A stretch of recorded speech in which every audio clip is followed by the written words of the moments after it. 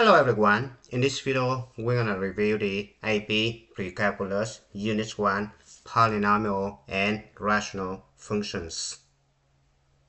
Topic 1.1 to 1.6.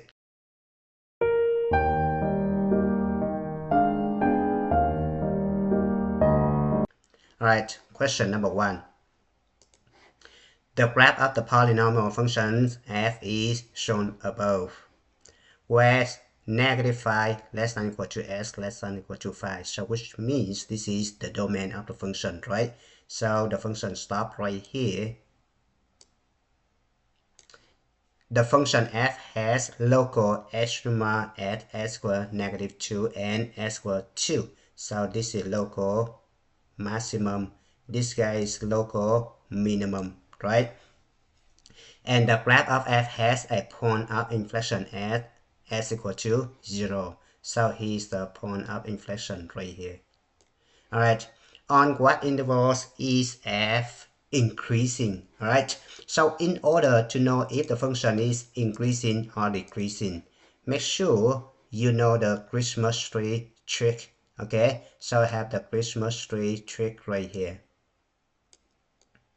Okay, so you need to draw the tangent lines of the graph, right? So the tangent line like this. This is the first tangent line. This is the second tangent line. And this is the third tangent line.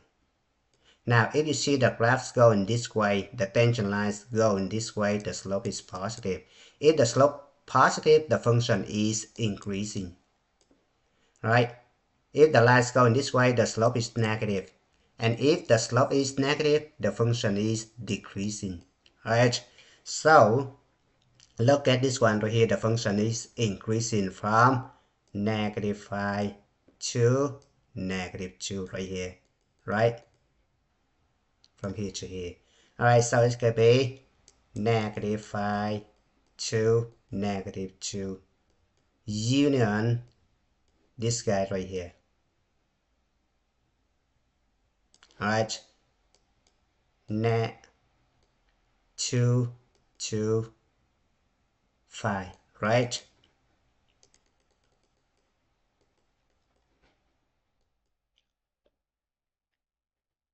On what intervals is the graph of f is concave down? Okay, so if you see the graph go like this concave down, this guy's concave up, right? So this is down and this is concave up. You see that if you have half of the concave down like this or like this is concave down. This guy like this or like this, concave up, right? So we look at this one, it's gonna be from -5 to 1 right here, right? So if you look at this one, it's gonna be from -5 to 0 right here, right? The function is concave down, so it could be -5, 0. Alright, number 2 right here, I'm gonna leave it for you to practice. Now let's move on to question 3. The graph of h is shown above, has relative extrema as s equal -3 and s equal to 2. So s equal -3, we have the local minimum, right? And s equal to 2, we have the local maximum, right? And a point of inflection as s equal to -1. So s equal -1, the point of inflection right here. Alright, on what intervals is h increasing and concave down? Increasing and concave down. So again, you're gonna draw the tangent line, right? So you're gonna draw this guy, this tangent line, this tangent line, and this tangent line right here. Now increasing, which means the slope is positive. So only this guy and this guy right here, the slope is positive. Now if you have the tangent line right here, the slope is positive, but the function is concave up, right? This guy, the slope is positive, which means the function is increasing, but it's concave down, right? So it's gonna be from -1 to 2 right here. So it could be -1 to 2. Now question B. On what intervals is h decreasing and concave up? Alright, decreasing and concave up. So we look at this one. This guy tells us the function is decreasing, right? And this guy right here, decreasing, right? But concave up, this guy is concave up, this guy is concave down, right? So decreasing and concave up should be this guy. So it's going to be negative infinity to negative 3 right here. So it could be negative infinity to negative 3.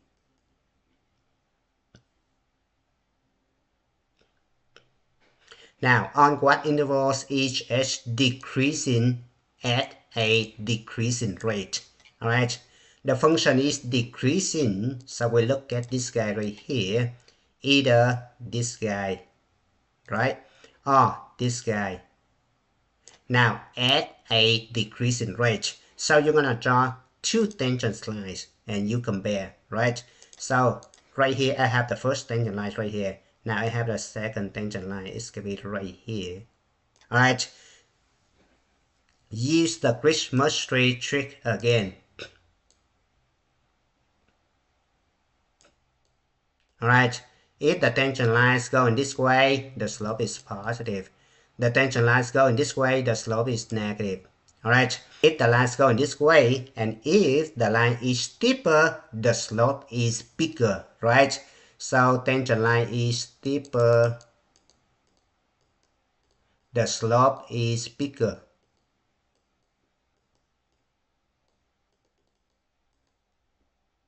Now, if the line go in this way, and then if the tangent line is steeper, the slope is smaller.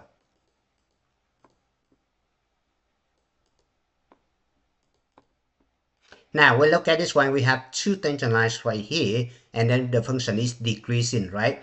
And then you look at this one right here, this guy right here, the first one right here, is steeper than the second one.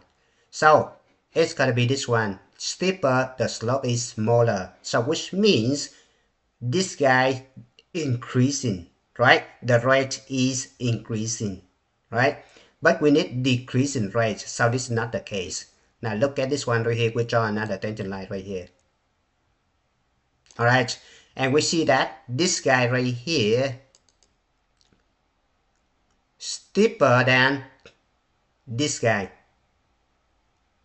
Right? So this guy right here has a smaller slope than this guy, which means the slope is decreasing. Right? So the answer must be 2 to infinity. You're gonna put infinity right here, positive infinity right here, and negative infinity right here.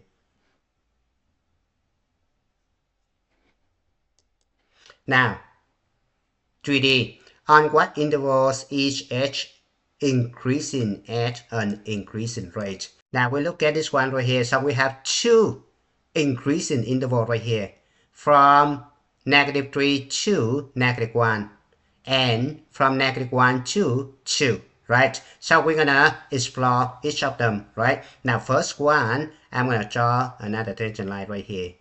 I see that the tangent lines go this way, which means the function is increasing, so I'm good with this one.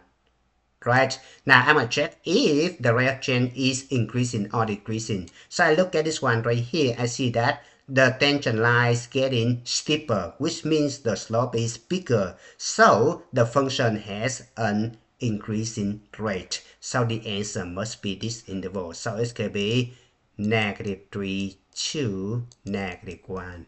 Alright, and if you do this one, the function is increasing at a decreasing rate from negative 1 to 2, right? So we only have one answer right here, negative 3 to negative 1. Determine if each of the following statement is true or false. Now question 4. The rate of change of the function case is increasing over the interval 4 to 6.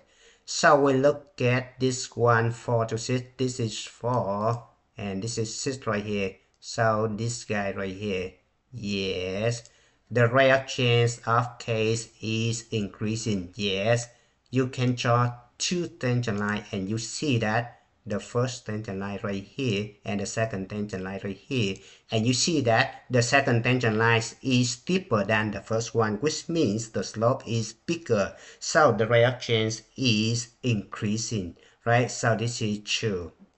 Now question number 5. The rate of change of the function k is negative over the interval negative 4 to 0. Negative 4 to 0, which means this guy right here. Alright, so the rate of change of the function k is negative. Yes, you can draw a tangent line. And you see that tangent line is going this way, which means we have the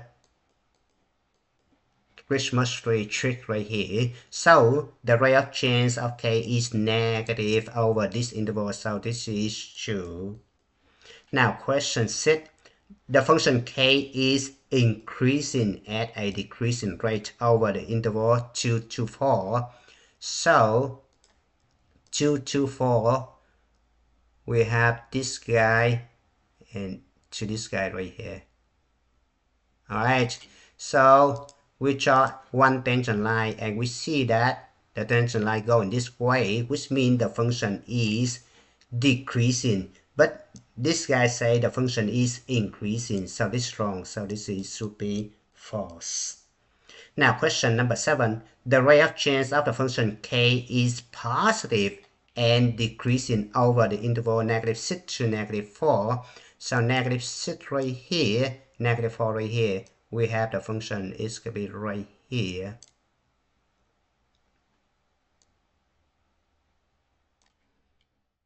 Alright, so we're going to check. The rate of change of k is positive. So we draw the tangent line. And we see that the tangent line going this way, which means the rate of change is positive, which is good. This is right. And decreasing, right? We draw another tangent line. So it could be right here.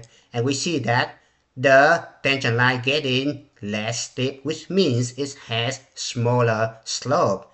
And then the function has a decreasing rate, right? So this is true. So question number 7 is true. Now question 8. The graph of the function k is concave down over the interval negative 4 to 4.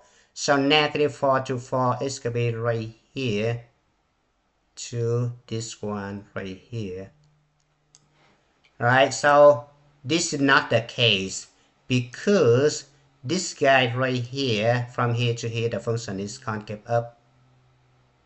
And from here to here, the function is concave up. So that's wrong. So number 8 is false. Question number 9. The function k is increasing over the interval negative 6 to negative 4. Negative 6 right here to negative 4 right here. So this is negative 6, this is negative 4. The function is increasing, yes, because we can draw a tangent line. And we see that tangent line is going this way right here. So the slope is positive, which means the function is increasing from negative 6 to negative 4. And now check 4 to 6. 4 to 6, it will be from here to here. And we draw another tangent line. And then yes, the function has the tangent line has the positive slope, so the function is increasing. So number 9 is true.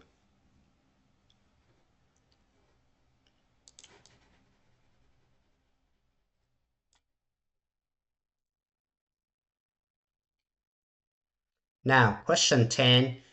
The function k is negative and increasing over 4 to 6.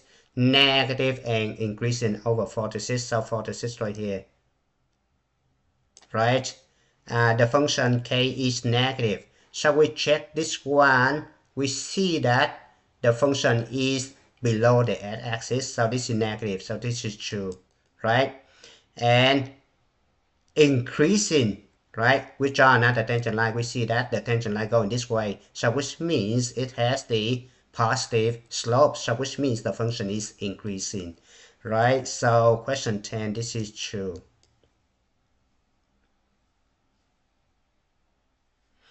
Now question 11. The function k is decreasing at a decreasing rate over the interval negative 3 to 0 and 2 to 4. Right, so negative 3 to 0, we're going to draw this one. Negative 3 to 0 is going to be right here. And 2 to 4. 2 to 4 is going to be right here. Alright.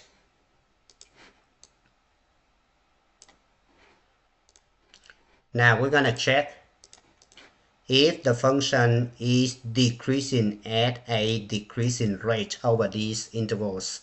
So we draw the tangent line and we see that tangent line going this way, which means the function is decreasing. Good. Alright, we draw another tangent line right here and another tangent line right here, and we see that the slope getting bigger because the tangent line is going this way, and then if the tangent line steeper, the slope is smaller. Right, now this guy right here less steep than this guy, which means the slope is bigger, so the function is decreasing at an increasing rate. But it says the function is decreasing at a decreasing rate, so this is false. Number 12. The function k is positive and the graph of k is concave up over the interval negative 3 to 0. Negative 3 to 0, so we have this guy right here. Alright. The function is positive, yes, because it's above the x-axis, so the function is positive. And the graph of k is concave up, yes, this is concave up, right?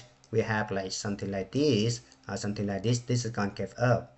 So the answer number 12 is true. Now number 13. The function is positive and the rate of change of k is positive over the interval 4 to 6. So 4 to 6 is going to be right here.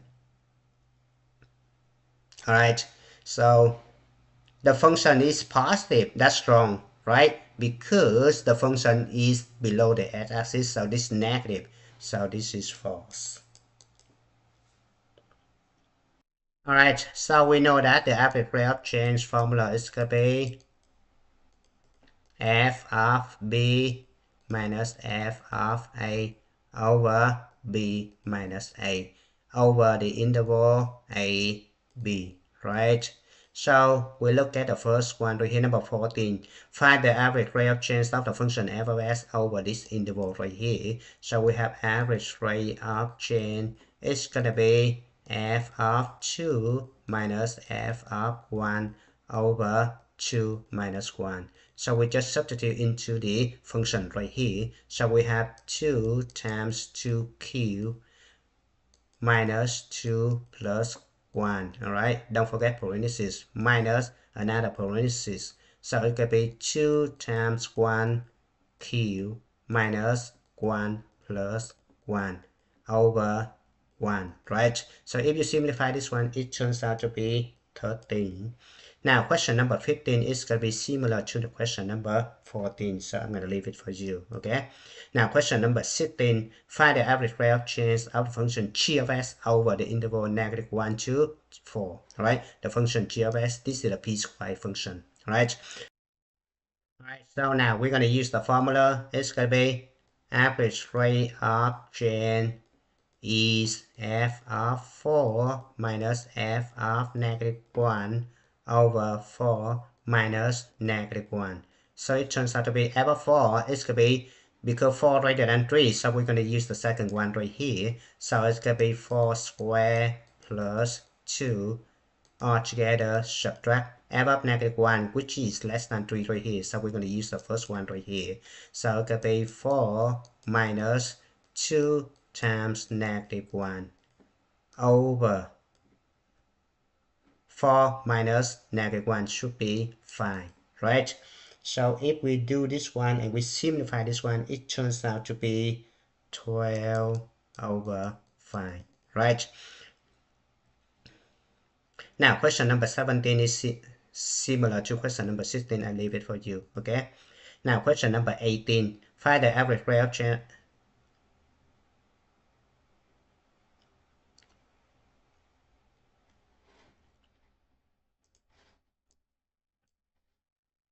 Now, question number 17 and 18, similar to question number 16, right? So I just leave it for you. Now, question number 19. Find the average rate of change of the function k of s over the interval -2 to 1, right? So we have the average rate of change is k of 1 minus k of -2 over 1 minus -2. So it's going to be k, look at the function k right here, k of 1 is going to be 4 minus k of -2 is going to be 8 over 3, right? So it's going to be -4 over 3, right? Now look at number 20. Find the average rate of change of the function p of s over the interval -1 to 5. So -1 to 5 is going to be right here.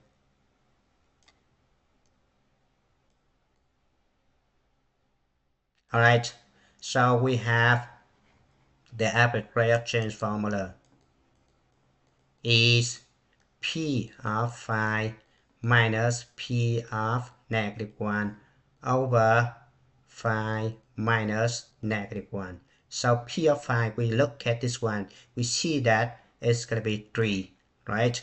So this guy is going to be 3 minus p of -1. P of -1 is going to be 1 right here. Over 5 minus -1 is going to be 6. So it could be 1/3. Now number 21, I leave it for you, okay? Number 22 to number 27, determine if the following functions could be concave up, concave down, or neither. In order to do this one, we need to calculate the average rate of change. If the average rate of change is increasing, the function is concave up. So average rate of change increasing, the function is concave up. If average rate of change is decreasing, the function is concave down. And if average rate of change both increasing and decreasing, the function is neither. Alright, so we look at this one, we see that now we need to find the change of this one. So does that mean in order to get 4 from 3, I'm going to add 1, right? This one I'm going to add 2, this one I'm going to add 3, and this one I'm going to add 6, right? So in order to find the average rate of change, I'm going to take 1 and divide by the equivalent input intervals right here. This one 1, this one 1, this one 1. So the average rate of change, the first one is going to be 1 over 1. The second one 2 over 1. The third one 3 over 1. The last one 6 over 1. And you see that average rate of change is increasing, right? So because average rate of change is increasing, the function is concave up, right? In order to get 1 from -3, I'm going to add 4. And this one I'm going to add 6. I'm going to add 4 and I'm going to add 4. So the average rate of change is going to be 4 over 2, right? Because the equivalent input interval is going to be 2, right? So it could be 2. Now you have another interval right here, 1 to 7 right here. So average rate of change is going to be 6 over 2 and it's going to be 3. And this one right here is going to be 4 over 2. And the last one right here, 4 over 2. So you see that, right at in this table, the function is both have the average rate of change increasing and constant at the same time. So it should be neither. 7. And this one 5. This one 2.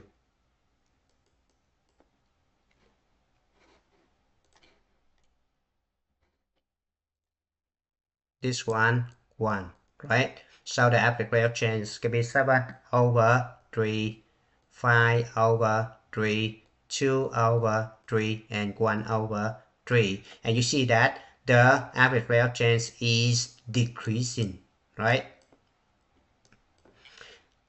So the function is concave down. Alright, so I'm going to leave number 25, 26, and 27 for you, right? Now let's take a look at the 28 to 31. Determine the least possible degree of the polynomials. Alright, so you just find the change in y over the equivalent input intervals, right? So we look at this one right here. In order to get negative 3 from negative 3, you just add 0, right? This guy right here, you just add 2.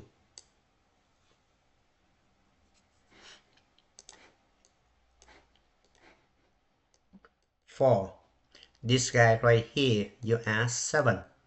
This guy right here, you add 9. And this guy right here, you add 10. Alright, so these output are not the same. So you keep calculating, right? So in order to get 4 from 0, I'm going to add 4. This guy, I'm going to add 3. This guy, I'm going to add 2. And this one, I'm going to add 1.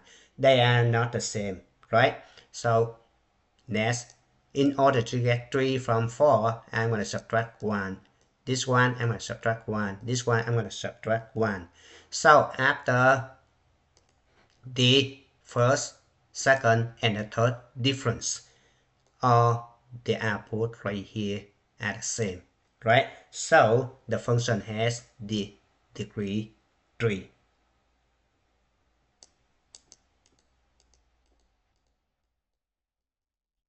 Because the third difference are constant. Now look at number 29.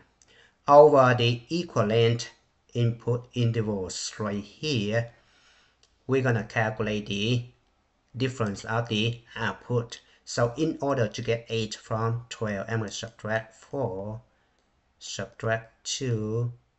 Now look at number 30.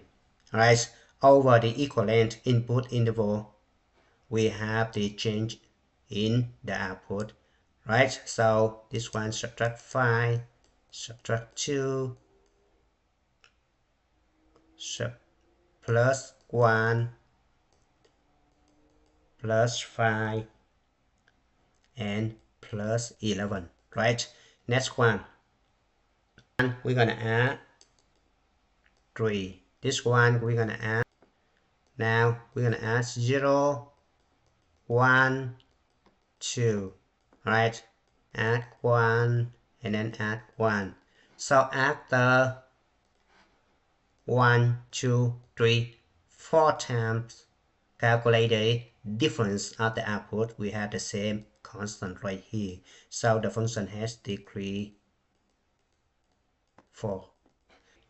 1, it's gonna be 3, it's gonna be 5, it's gonna be 7, and it's gonna be 9, right? The change in output is gonna be 1, 3, 5, 7, and 9. Now we're gonna calculate the average rate of change. So it can be 1 over 1. It's gonna be 1. The second one, 3 over 3. It's gonna be 1. The third one, 5 over 5. It's gonna be 1. The next one, 7 over 7. It's gonna be 1.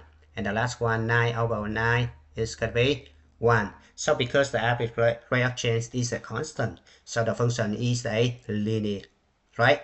So this is degree 1.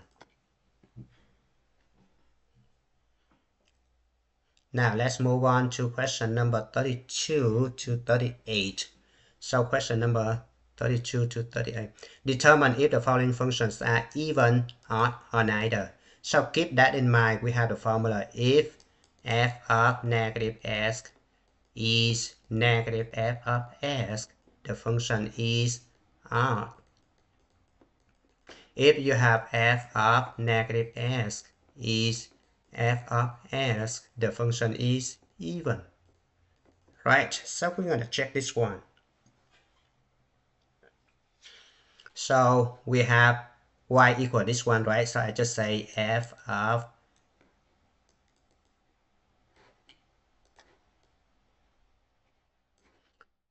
so I just name this function as f of s, right? So I'm going to check f of negative s. It's going to be 2 times, right? When we see s, I substitute negative s, right? So I have negative s cubed minus 3 times negative s plus 9, right? I'm going to simplify. Negative s cubed is going to be negative s, so it could be negative 2s cubed. Negative 3 times negative s, it could be plus 3s plus 9, right? So because this one right here is not the same thing as original one, right? No, it's not going to be negative f of s, so this one should be neither.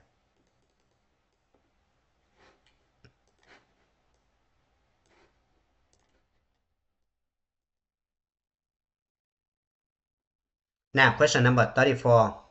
We start from f of negative s. It's going to be negative s to the 4th minus 3. Make sure you put the parentheses. So it could be because this one has the even power. So any negative number raised to the even power is going to be positive. So we have s to the 4 minus 3. So this go back to original one right here. Right? So we have this one is going to be f of s. So we just prove that f of negative s equals f of s. So the function is even. Right? Now the last one right here, we have g of negative s. It's going to be negative 6 times negative s all together raised to the power 5 plus 2 times negative s cubed minus negative s right here, right? So this guy turns out to be negative s raised to the 5th. Alright, so it's going to be negative s because this is odd power. So negative s is turned out to be negative s to the 5th, right? So negative s to the 5th multiplied by negative 6, so it could be 6s to the 5th. This guy, negative 2s cubed, and this one plus s. Now I can factor the negative side out, so it could be what? Negative side, I put this outside, so this guy turned out to be negative 6s to the 5th plus 2s cubed minus s, right? So you see the inside right here, this is actually the function g of s, right? So I rewrite the negative side outside. This guy actually the function g of s right here. So I just prove that g of negative s equals negative g of s, so the function is odd. Now look at number 36. Keep in mind the function is even, it's going to be symmetrical about the y-axis. If the function is odd, it's going to be symmetrical about the origin. Alright, the point right here, it's going to be 4, 3. So, because we have the opposite point right here, it's going to be negative 4 and negative 3. Right? So, which means the function symmetric about the origin right here. So, the function is odd.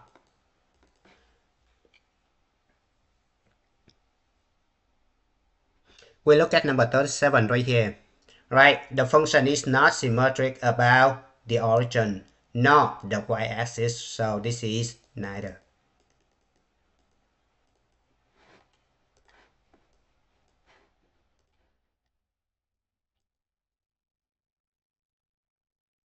Number 38, the function symmetrical about the y-axis, right? Look, if we have the point right here, we have the opposite point right here. So they are symmetrical about the y-axis, so this is even. Alright, question 39 to 42. The polynomial function k is even. right? So this guy is even.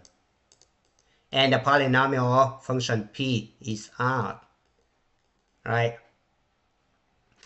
Question 39. Find the values of a and b in the table above. So we need to find a right here, and we need to find b right here. So we know that because the function k is even, so we have k of negative s equals k of s, right? So we look at this one right here, this guy and this guy right here. So we have k of negative 3 equals 8. And then k of 3 right here must be the same thing, equals 8, right? So the answer for 8 right here equals 8.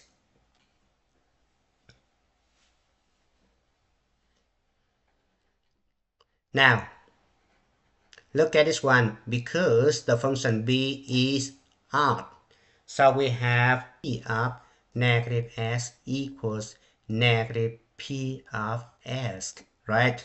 So we have p of b equals 3 right here. And then we have p of negative b is negative 3, right? So we look at this one right here, right? Negative b, so negative 3 is going to be right here, which means we have negative 4 right here. So we just equate this. So we have negative b equals negative 4, and then b equals 4. So the answer is 4. Now question number 40. K of 2 plus p of negative 2. K of 2 is going to be the same thing as k of negative 2 because the function is even, right? P of negative 2 the same thing as negative p of 2, right? Because by the formula, the function is even. We have f of negative s equals f of s.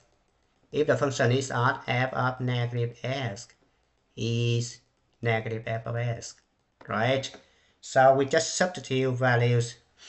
Negative 2, k of negative 2 equals negative 6, so it could be negative 6, minus p of 2 is going to be 7, so minus 7, so the answer is negative 13. Now question number 41. K of negative 1 is the same thing as k of 1. So k of 1 is going to be 4.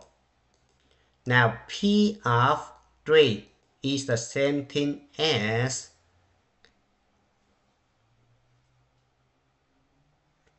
negative p of negative 3, right? So it's going to be negative p of negative 3 is going to be 2, so it could be negative 2. And the last one, find the average rate of change of p of s over the interval negative 5 to 5, right? So we have average rate of change is p of 5 minus p of negative 5 over 5 minus negative 5. Now we look at this table, we don't have p of 5, but we know because the function p is odd, so p of 5 is the same thing as negative p of negative 5, right? So we just plug it in over here. So negative p of negative 5 minus p of negative 5, right? Over 10, right? So p of negative 5 is going to be 4. So it's going to be negative 4 minus 4 over 10. So it's going to be negative 4 over 5, right? Graph of the polynomial function f is shown above, where the function is defined between -6 to 6, so we have the endpoints right here. Use the graph of the function f to answer the following. Now, f has a local minimum at, right? Local minimum is going to be this guy right here and this guy right here. So, at s equals -4 and 3, right? So, -4 and 3. F has a local maximum at s equals right here. Local maximum s equal to 0. This guy right here, -6. And this guy right here is going to be 6, right? The absolute maximum of f is the highest value right here. So the highest value right here is 5. At s equal to 6. The absolute minimum of f is the lowest one right here. So it's going to be -5. At s equal to -4. So it's going to be -4 right here. Now look at the second one. The function g has local minimum as this guys right here. So it's going to be at s equal to 4. And this guy right here, s equal to -3. The function g has a local maximum at this guy right here, s equal to -5. And then this guy right here is going to be 0. You cannot count this one because you see the arrow, which means the graph keeps going up, right? The absolute maximum of the function g is none. Because this guy keeps going up, you don't have the highest point, right? The absolute minimum of the function g is this guy right here, right? It's going to be -3 at s equal to 4. Alright, number 3, I'm going to leave it for you. This is similar. Number 4, the graph of the polynomial function k is shown above. Which of the following could be an expression for k, right? So, we need to know that this guy and this guy have the same end behavior, right? So, which means the degree must be even, right? So, we know that this guy even. Now, they both pointing up, so which means the leading coefficient is positive, right? So leading coefficient is positive, right? And we look at the 0 right here. We have 1, 0, 2, 0, and 3, 0. But this 0 right here, because the function powers off the x-axis, so this guy multiplicity of 2. Alright.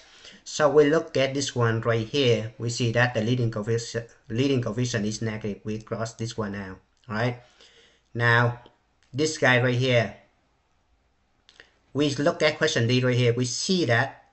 We look at the answer D right here. We see that the power right here, power 1, and power 1 right here. So it can be odd power. So this is wrong. Right. We need even power. So we only have this one, and we just check the 0, right? So the 0 right here, -4, right? So in order to write the polynomial, it should be as minus the 0. So which means minus -4, right? And right at this 0 right here, we have multiplicity of 2. So this one must be square, right? So negative turns out to be positive. The answer should be B. Now look at this one right here. The graph of the polynomial function p is shown right here. Which of the following could be the expression for p, right? So we look at this one. This guy and this guy have the opposite end behavior, which means the function is odd, right? And because the left-hand side right here pointing up, the right-hand side pointing down, the leading coefficient is negative, right? Keep that in mind. So we look at this one, we see that leading coefficient is positive. Leading coefficient is positive, so this is wrong, right? And we have 3, 0 right here. 1, 2, 3. Right? So the degree must be 3, right?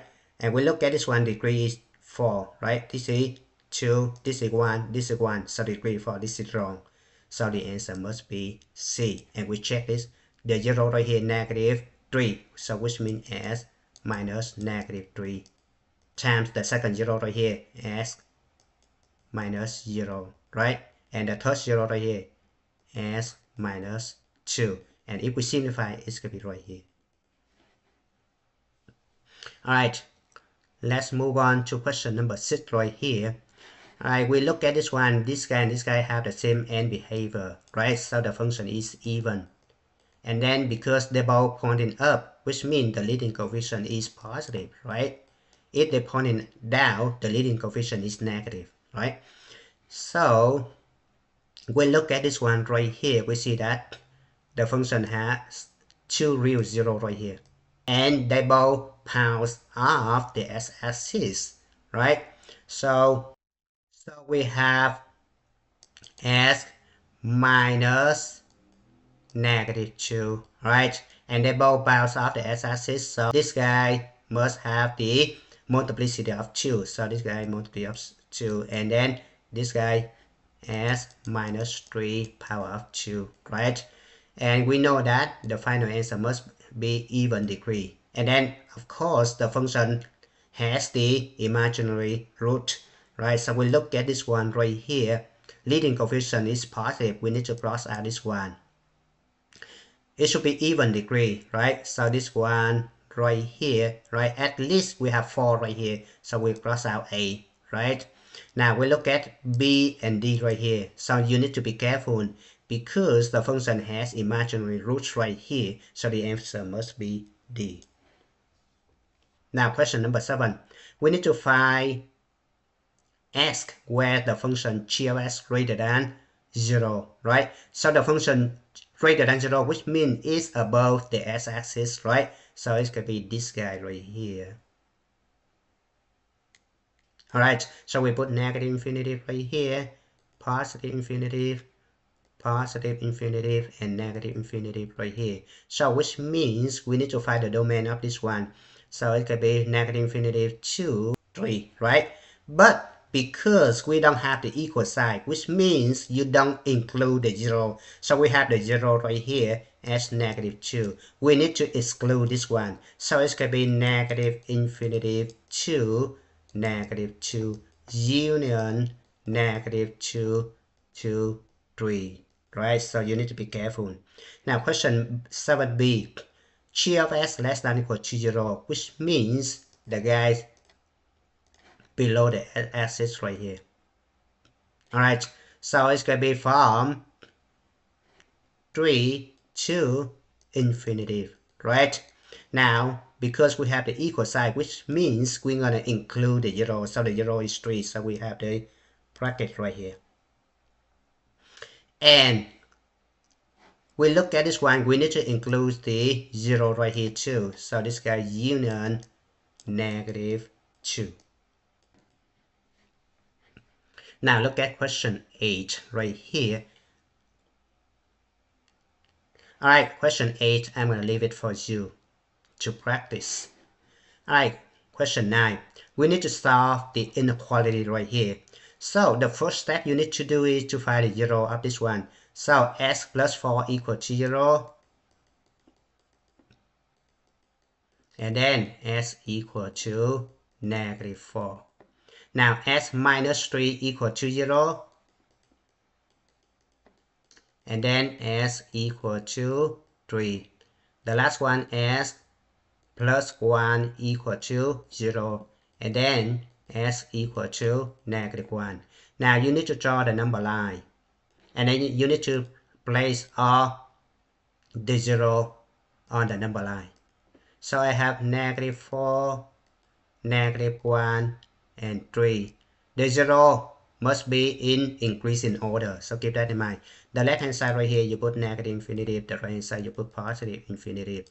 Now, you're gonna pick a number within any interval, and then you check to see if within that interval is positive or negative, right?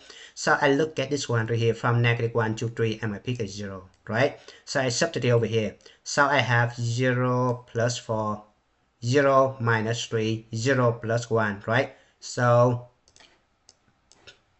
I have 4 times negative 3 times 1, right? And I look at this one, it's going to be negative 12, and it actually is negative, right? So within this interval right here, I have negative, right? So I put a line right here, put a line right here, right?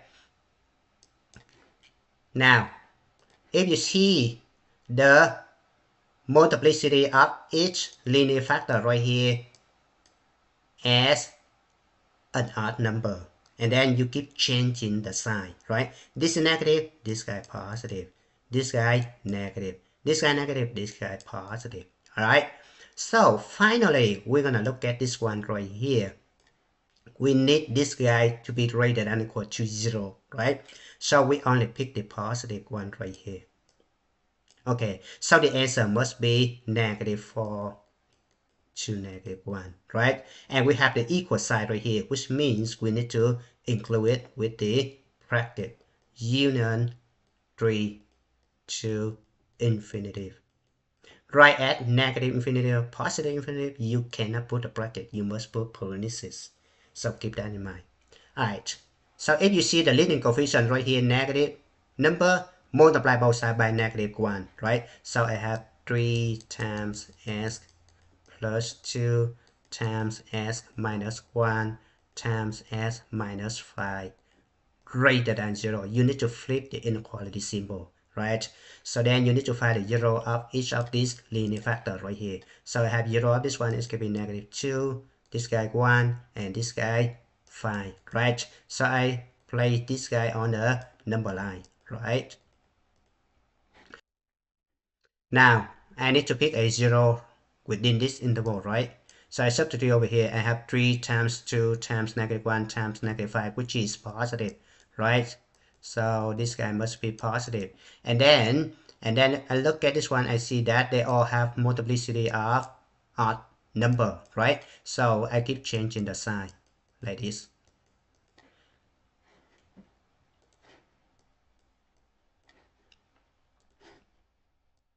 Alright, so I look at the second inequality right here. Don't look at the first one. Look at the second. I need this one to be greater than or equal to 0, right? So the answer must be this interval and this interval right here.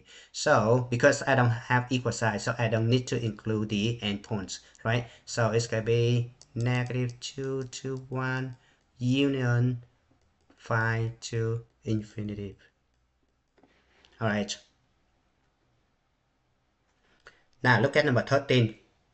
So we need to find the 0 of this one. So it will be s equal to 0 with multiplicity of 2, right? Right here. And then s equal to negative 7 for this one. And then s equal to 4, right? So I draw the number line. So I need to place negative 7, 0, and 4 over here. Right? I put a line right here. The left hand side I put negative infinitive, the right hand side I put positive infinitive, right? So I look at this one right here. I need to pick a number. I pick number 1 right here. I substitute 1 into this inequality.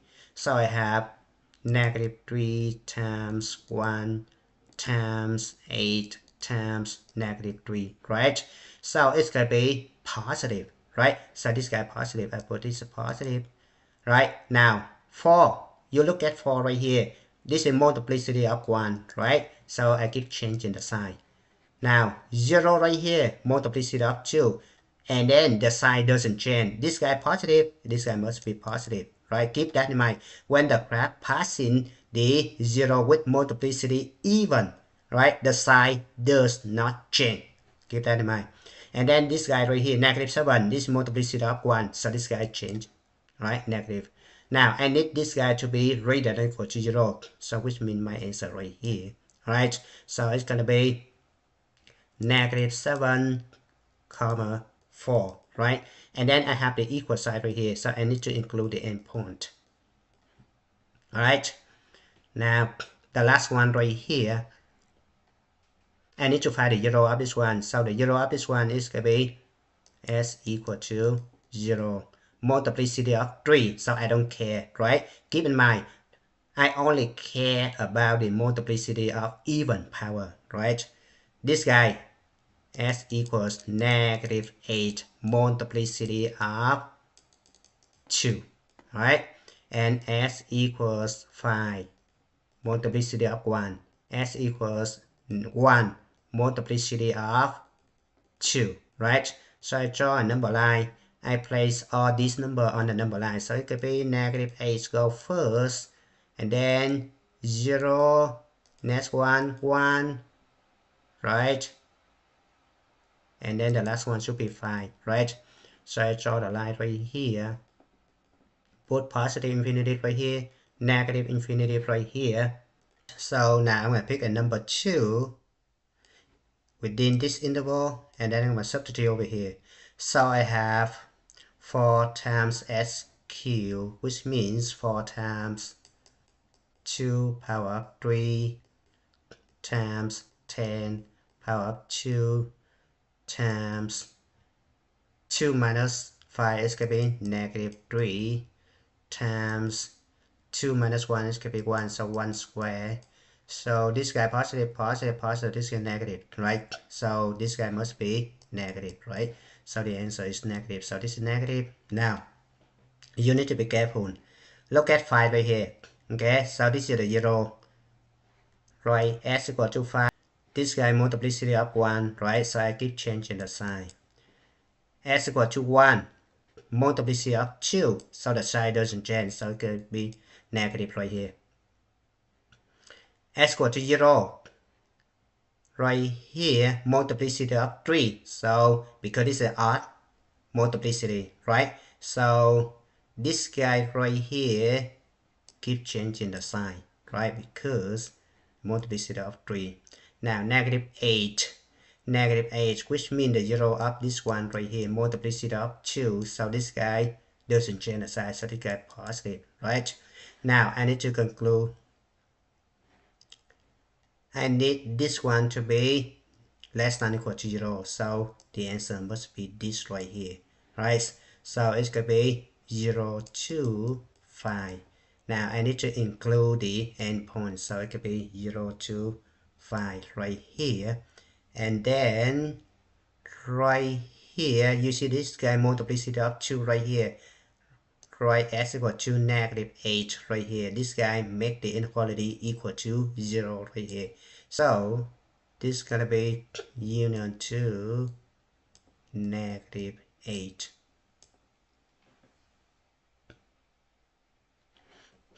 Alright, let's move on to the next one. Number 15 right here, we need to find all real zero and indicate the multiplicity of each zeros, right? So the first one, 0 is 3, right? Because we let s minus 3 equal to 0, s equal to 3, with multiplicity of 4, right? The second 0 is going to be negative 2, multiplicity of 1, right? Because this is power 1. This guy same thing, power 1. So this can be 1 multiplicity of 1, right? This guy right here, the 0 right here, s right here equal to 0. So the 0 should be 0 multiplicity of 1. The second one, negative 3 multiplicity of 1, right? This was 1. And the third one is going to be 2 multiplicity of 3, right? Okay, so this one right here, I'm going to leave it for you as a practice, right? So look at number 19 right here. Now this one, you need to factor this one out, right? So s squared minus 9, you're going to use the formula a squared minus b squared equals a minus b times a plus b, right? So this one is going to be s minus 3 times s plus 3, right? And then this one right here, I use complete square formula. So it can be a squared plus 2ab plus b squared is going to be a plus b all together square. Or you can factor trinomials and you still get the same thing. So it's going to be s plus 3 altogether square, right? So I'm going to combine. So s minus 3, right? And this guy s plus 3 times s plus 3 square is going to be s plus 3 cubed, right? So the 0 right here, the first 0 is going to be right here. S minus 3 equal to 0, so s equal to 3 with the multiplicity of 1, right? This is 1. And then the second one, s equal to negative 3 right here with the multiplicity of 3, right? Alright, the next one, number 20 right here. I need to use the difference of 2 square to factor this one. So it could be equal to negative 2s times s plus 2 times s minus 2, right? And this one right here, it turns out to be complete square. So if I have a square minus 2ab plus b square, it's going to be a minus b altogether square, right? So this guy turns out to be s minus 2 altogether square. Now this guy right here, I use the s method to factor this one. So I put c right here, it's going to be negative 8. And I put b right here, it's going to be negative 2. I need to find two integers that multiply equals negative 8 add up to negative 2, which is negative 4 and 2. So this guy turns out to be s minus 4 times s plus 2, right? So then I'm going to combine. I have negative 2s right here. Now s plus 2 right here, it turns out to be s plus 2 square, right? S minus 2 right here, I combine this s minus 2 cube, right? And the last one should be s minus 4, right? So we have the first 0. Let's s equal to 0 right here, this guy right here. So s equal to 0, and this is multiplicity of 1. Second one, s equal negative 2, multiplicity of 2. Next, s equal to 2. This guy right here, multiplicity of 3. Next, s equal to 4. Multiplicity of 1, right? Let's move on to number 21 right here. So I just factor this one out. So it's going to be s times s squared minus 3s minus 10. And then times s squared plus 7s plus 10, right? So the first one right here, I use s method right here. So I put negative 10 right here, negative 3 right here, right? I need to find two integers multiply equal negative 10 add up to negative 3, which is negative 5 and 2. So this one can be written as s times s minus 5 times s plus 2, right? Now the second one right here, I need to find two integers multiply equal to 10 add up to 7, right? So it could be 5 and 2, right? So it could be s plus 5 times s plus 2, right? So I can rewrite this one as s plus 2 is going to be s plus 2 square, right? And then s minus 5 times s plus 5, right? So I need to find the 0, right? So the first one is going to be s equal to 0, this one right here, multiplicity of 1. S equal to negative 2 for the second one right here, multiplicity of 2. Next, s equal to 5, multiplicity of 1, right? And the last one, s equal to negative 5, multiplicity of 1, right? This is the power of 1. Now, let's move on to number 22 right here. We're going to factor this one out. So it could be s times s squared plus s minus 12. And this one factor s squared out. So it could be s squared times s squared minus 9, right?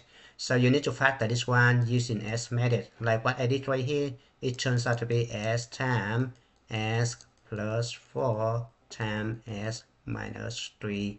And this one right here, s squared and s right here, I combine, it's going to be s cubed. and this guy turn out to be s minus 3 times s plus 3, right? Okay, so you need to find the 0. So the first one, s equal to 0, multiplicity of 3. The second one, you're going to combine this guy and this guy right here, so it can be square, so I don't need to write this one. So it can be s equal to negative 4 multiplicity of 1, s equal to 3 multiplicity of 2, and the last one, s equal to negative 3 multiplicity of 1, right? This is power 1, this is power 1. Okay, so the last 23 and 24, I leave it for you to practice. Now let's move on to question number 25. So, given limit of the function f of x when s approaches negative infinity equals negative infinity, and limit of the function f of x when s approaches positive infinity equals negative infinity. So, the polynomial function f has n behavior above. So which one could be, right? So we look at this one, we see that limit of the function f of x when s approaches negative infinity equals negative infinity. So we need to sketch the rough draft right here. Alright, so we see that this one is y, this one is s. We need to put positive infinity right here.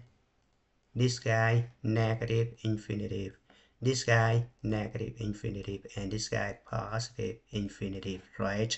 So we see that when s approaches negative infinity, which means s going this way, the function approaches negative infinity, the function going down. So which means the graph should be something like this, right? Now, when s approaches positive infinity, the function approaches negative infinity, right? Like this. So the end behavior should be something like this. So this guy, and this guy have the same end behavior, right? So which means we know that this is even degree, right? And then we see that they both pointing down, which means the leading coefficient is negative, right? Negative. So we look at this one, even power, so we need to cross out B and D, and leading coefficient is negative, so we're going to pick C. The answer A is wrong, right? Now number 26, we do exactly the same thing, right? So we sketch this one, so this is S, this is Y, so we're going to put positive infinitive, negative infinitive, positive infinitive, negative infinitive, right? So limit of the function g of s when s approaches negative infinity is positive infinity, right? So s approaches negative infinity, right? The function approaches positive infinity, it could be like this. Alright, so the end behavior should be something like this, right? Now, when s approaches positive infinity, this way, the function approaches negative infinity like this. So the other end behavior should be like this, right? So we see that they have opposite end behavior, which means it should be odd degree, right? Okay, and then because the function pointing up to the left, which means the leading coefficient is negative. Alright, so we look at this one right here, odd degree, we need to cross out this guy and this guy. Leading coefficient is negative, we need to pick D. Now number 27,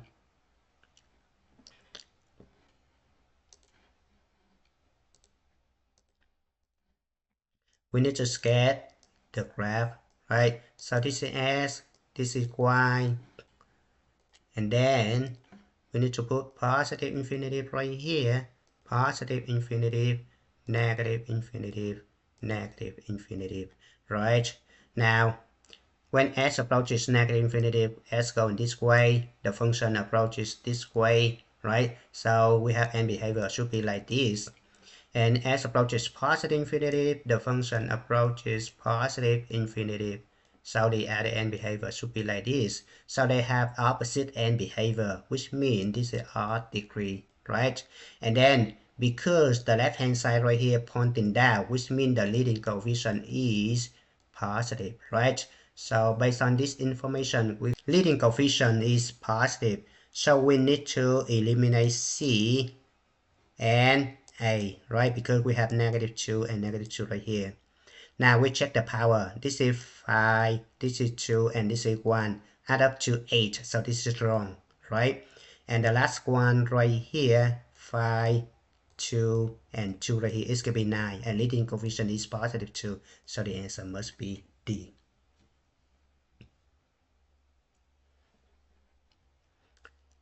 Alright, the last one, we have let's case of S equal this one, and which of the following pairs of statement both about the end behavior of K is correct, right? So we look at this one right here, the highest degree right here. So we see that the highest degree is gonna be 4, right? So we see even. And then the leading coefficient is negative, right? So we know that the degree is even, so they both pointing up or pointing down, like this. Okay, and then because the leading coefficient is negative, right? Leading coefficient is negative, so we're gonna pick this one right here. So which means when s approaches negative infinity, the function approaches negative infinity. When s approaches positive infinity, the function approaches negative infinity, right? So s approaches negative infinity, function approaches negative infinity. So the answer is A. Now let's move on to number 29. Given the table right here, which of the following claim and explanation statement best fits the data, right? So question A, f is best modeled by a linear function because the rate of change over consecutive equal length input value intervals is a constant. We're gonna check this one right here. We see that this one adds 2 each time, right?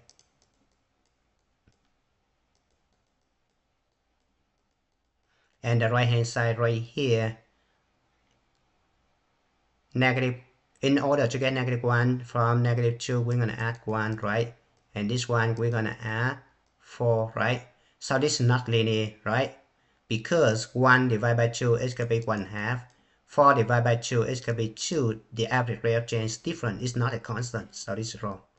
Now question B, f is best model a linear function because the rate of change over consecutive equal length input values interval is a linear, right? This one at 7, right? So 7 divided by 2, it could be 7/2. If question A is wrong, question B must be wrong, right?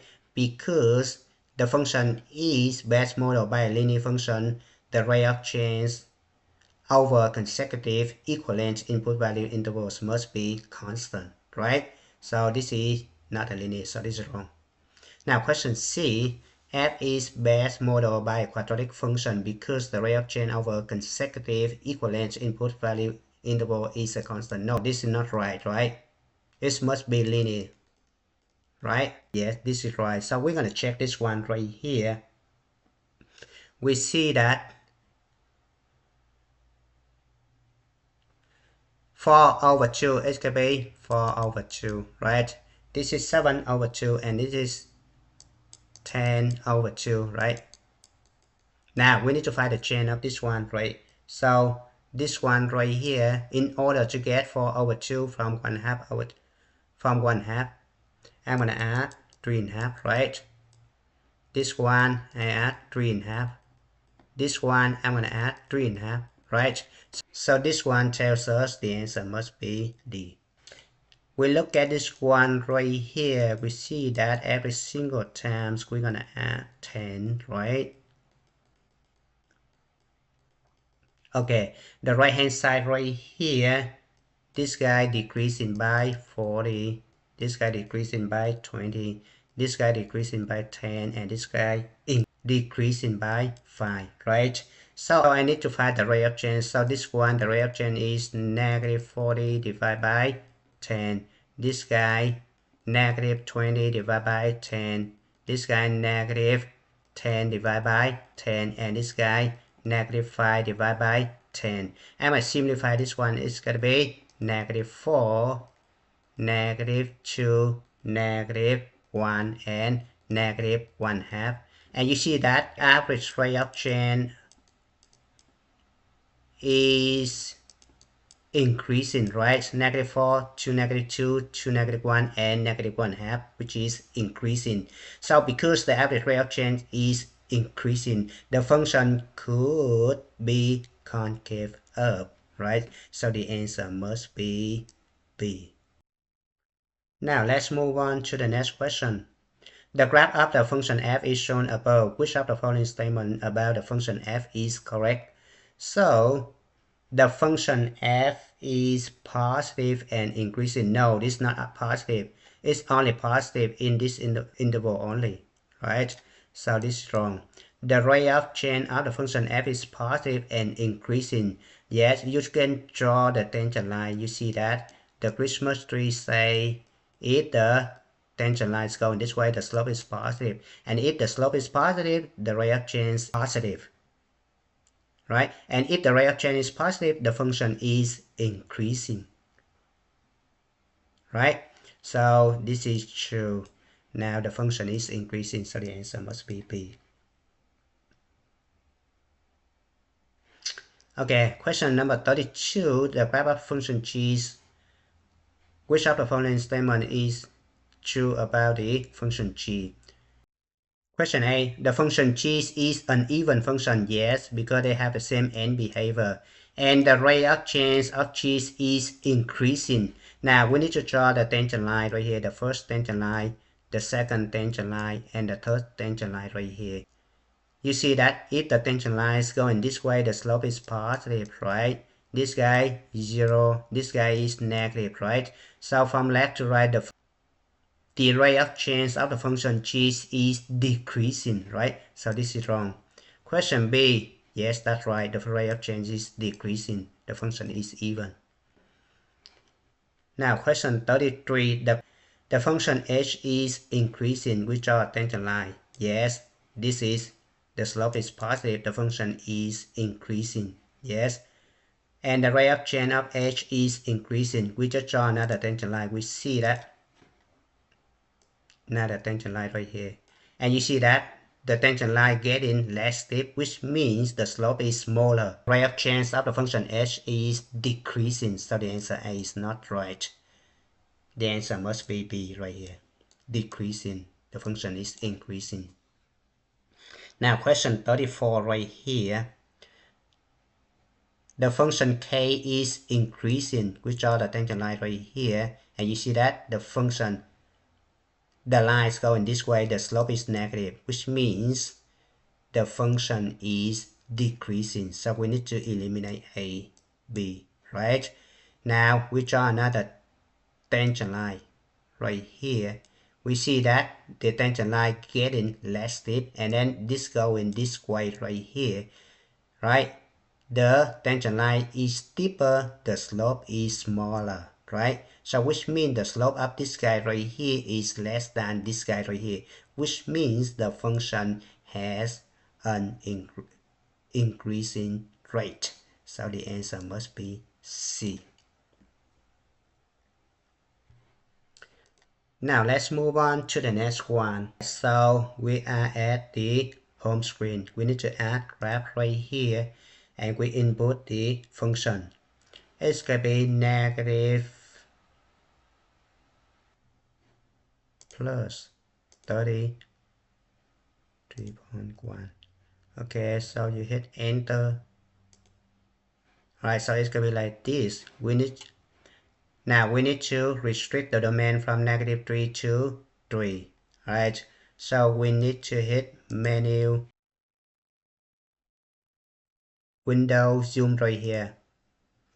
And then we're going to go to window setting. Right here, as min we put negative 3, and as mask we put 3 right? And y means y max, we just leave it. So we hit enter. So it's going to be like this. The function f has a relative minimum. So we have two relative minimum. The first one is going to be right here, and the second one is going to be right here, right? So relative minimum right here. We just hit menu,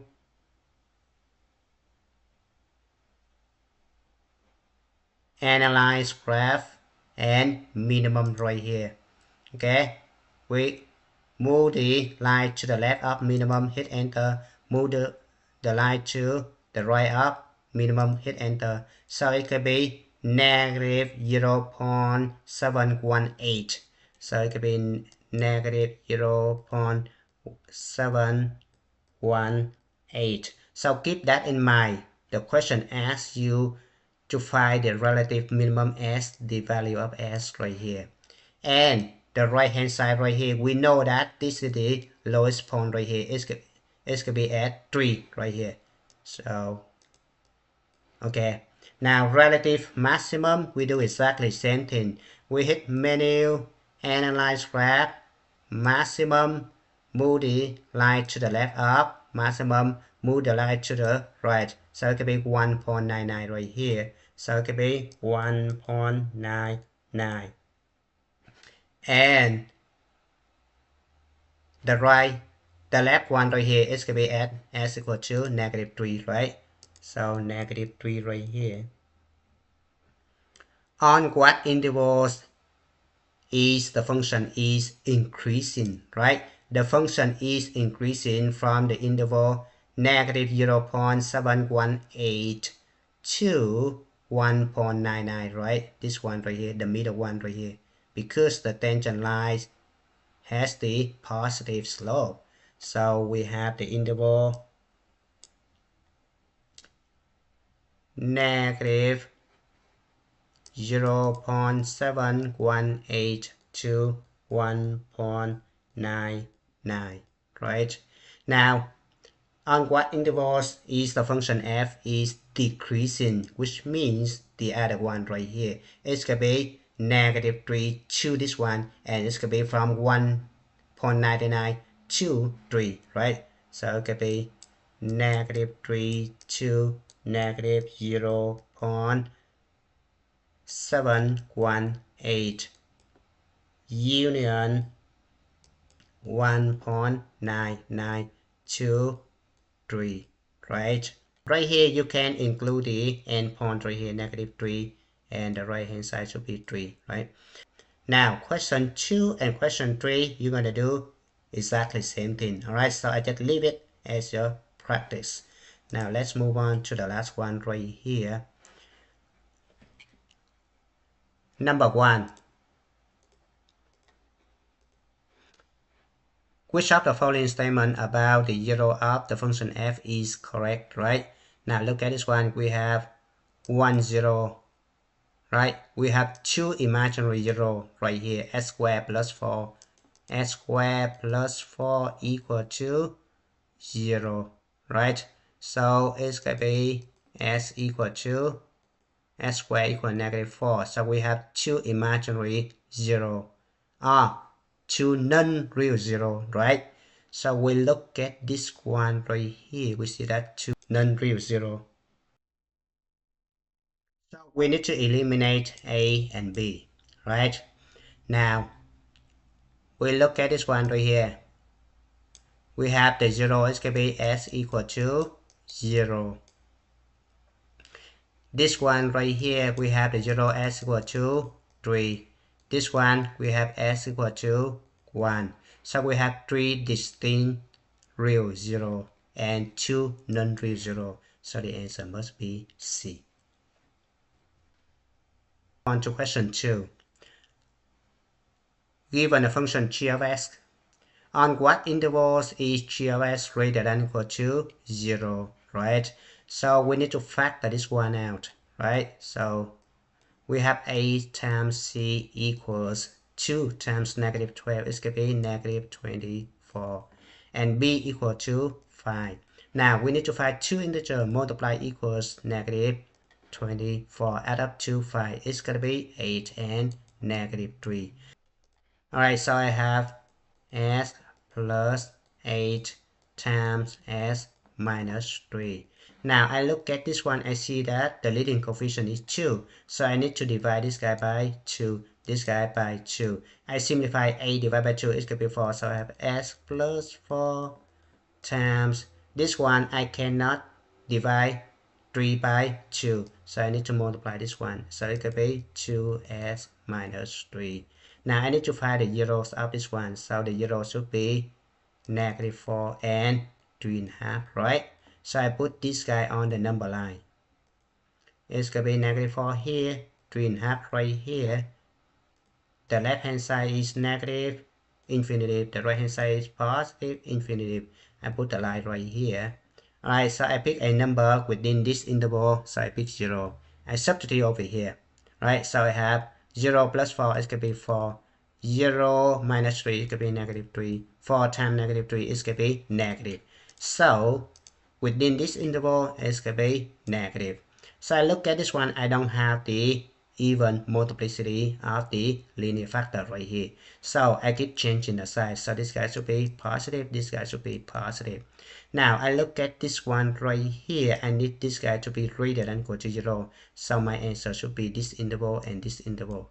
So it's going to be negative infinity to negative 4. And then union 3.5 to infinity. Right here I put the parentheses, but right here I put the bracket, because these guys right here are both 0 of the inequality right here, and this guy right here we need greater than or equal to 0, right? So the answer must be D. Now question 3. The polynomial function has the 0, 3, multiplicity of 2, negative 4, multiplicity of 3, this guy. What is the least possible degree of this one? Alright, so we need to start from here, right? The function h of s has the 0, s equal 3, alright, s equal 3, and then we subtract 3 both sides. So we have the linear factor s minus 3 equal to 0. So s minus 3, right? Power of 2, because the multiplicity of 2. Now, next one, s minus 4 multiplicity of 3. So I have s equal to negative 4. Add 4 both sides. S plus 4 equal to 0. So I have s plus 4 right here. Multiplicity of 3, so I put 3 right here, power 3.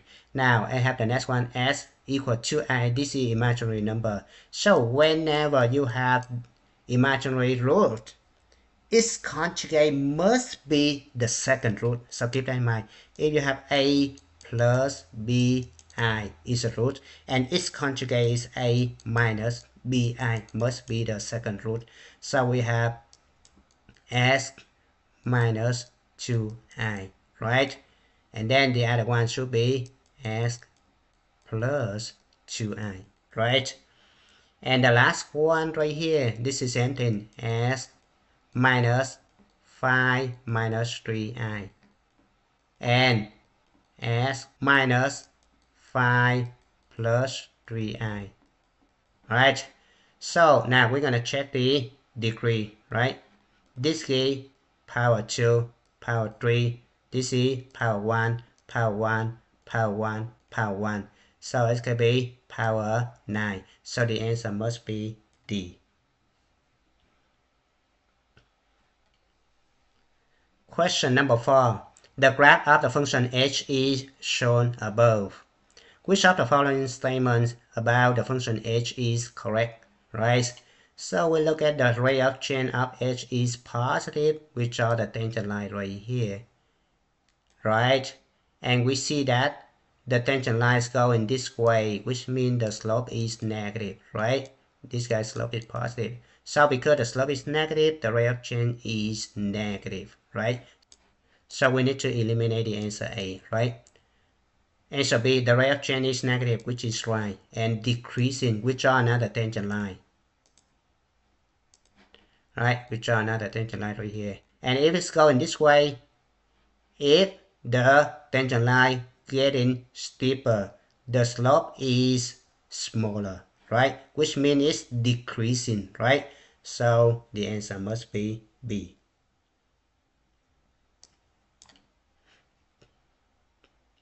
Now, question number 5. The function case is given. Which of the following statement about the zero and multiplicity of k is correct? Right? So we just factor this one. It's going to be s minus 3 times s plus 3. This one already leading factor, so s plus 3q square. And this guy turned out to be s plus 3 square right here, right? So we just combine them. It's going to be s minus 3 times s plus 3. So we see that 1 plus 2 plus 2 is going to be 5, right? So we look at this one, the 0 must be s equal to 3, s equal to negative 3, multiplicity of 5.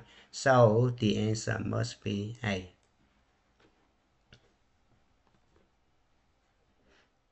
Now look at number 6. Given this table, which of the following statements pairs about the function g could be true? Okay, the function g is an odd function and the graph of the function g is concave up. So we need to find the average rate of change, right? So this one right here, we need to add 2, add 2, add 2, and add 2. The right hand side right here, we need to add 1, add 4, add 5, add 6, right? Okay, so we need to find the average rate of change of each interval, right? So the first one is going to be 1/2, the second one is going to be 4/2, the third one is going to be 5/2, and the last one is going to be 6/2, right? And we see that the average rate of change is increasing, right? So because the average rate of change is increasing, the function is concave up. So because the function is concave up, we need to eliminate A and C, right? Now next one. In order to know if the function is odd or even, we apply the formula f of negative s is negative f of s. This is odd. F of negative s is f of s. This is even, right? This guy right here. So I have g of negative 1 equals negative 3, right? Now I have g of negative 1, which means negative s right here. Negative 1 is g of 1, right? But g of 1 equal to 3, right? And this one equals negative g of negative 1, right? So I just prove that g of 1 equals negative g of negative 1, right? Which is the formula right here. So the function is odd. The answer must be B.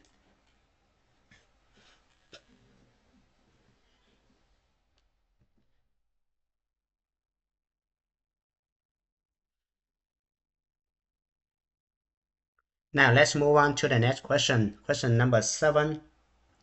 Right, given the function is even, right? So if the function is even, you have f of negative s equals f of s, right? So which means s opposite, right? S opposite, and then the output must be the same, right? Same output, but opposite s value, right? So we look at this one right here. A, we look at A, right? Same output. Now look at this is 2, and then we need opposite s value right here, right? Same output, so A equal to 1, right? Now B, b right here, and then I see that the output is 5. I look at the output right here 5, right? So b right here must be opposite to -3, so which means b equal to 3, right? Now c right here, c, and I look at the input right here, 6, and then input must be opposite, right? So 6 and -6 right here, so c must be equal to -4. So -4. So if you add them up, the answer must be 0. So the answer is C. Alright, look at number 8. The function, which of the following statement about the function g is correct? The function g is increasing at an increasing rate or something like that. Okay, so you just draw a tangent line right here and you use the Christmas tree trick, right? The tangent line is going this way, the slope is positive, the function is increasing. The tangent line is going this way, the slope is negative, the function is decreasing, right? So because the tangent line is going this way, which means the function is decreasing. So I eliminate A and B, alright? Now, I need to draw the second tangent line right here, and I compare the slope of this guy and this guy, alright? So because this guy right here has smaller slope of this guy, because this guy is steeper than this guy. So if this guy has the smaller slope of this guy, which means the slope is increasing, right? So the function is decreasing at an increasing rate.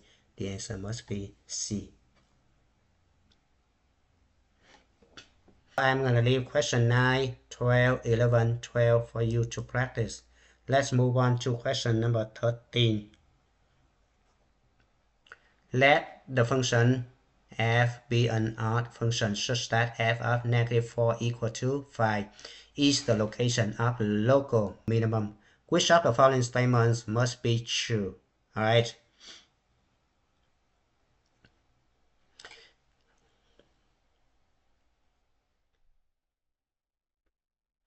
So because the function is odd, right? We have f of -s equals -f of s. So which means the input opposite and the output is still opposite, right? Because they both symmetric about the origin, right? So we look at this one. This is -4. This turned out to be 4. This 5 turned out to be -5, right? So I have f of 4 equals -5, right? And this is local minimum. This guy becomes local maximum. So the answer must be B. Alright, so I'm going to leave question number 14, 15 for you to practice. Right, this is similar to the previous one. Now question number 16. We need to write the polynomial function of this one right here. So we need to find the 0 right here, the 0 right here, the 0 right here, right? And we see that this guy piles off the x-axis, so this guy right here has the multiplicity of 2, right? This guy has the multiplicity of 2, and this guy multiplicity of 1. So total must be degree 5, right? So I look at this one right here, I see that this is degree 1, degree 1. So this is wrong. Degrees 1, 1, 1. This is 3, so wrong. This is 2, 2, 1. So this could be right. This guy 2, 2, 1. This could be right, right? Now I look at the end behavior right here. This guy and this guy opposite end behavior, which means the leading coefficient is negative. So the answer must be C. We're going to review the topic 1.7 to 1.11 about the rational functions.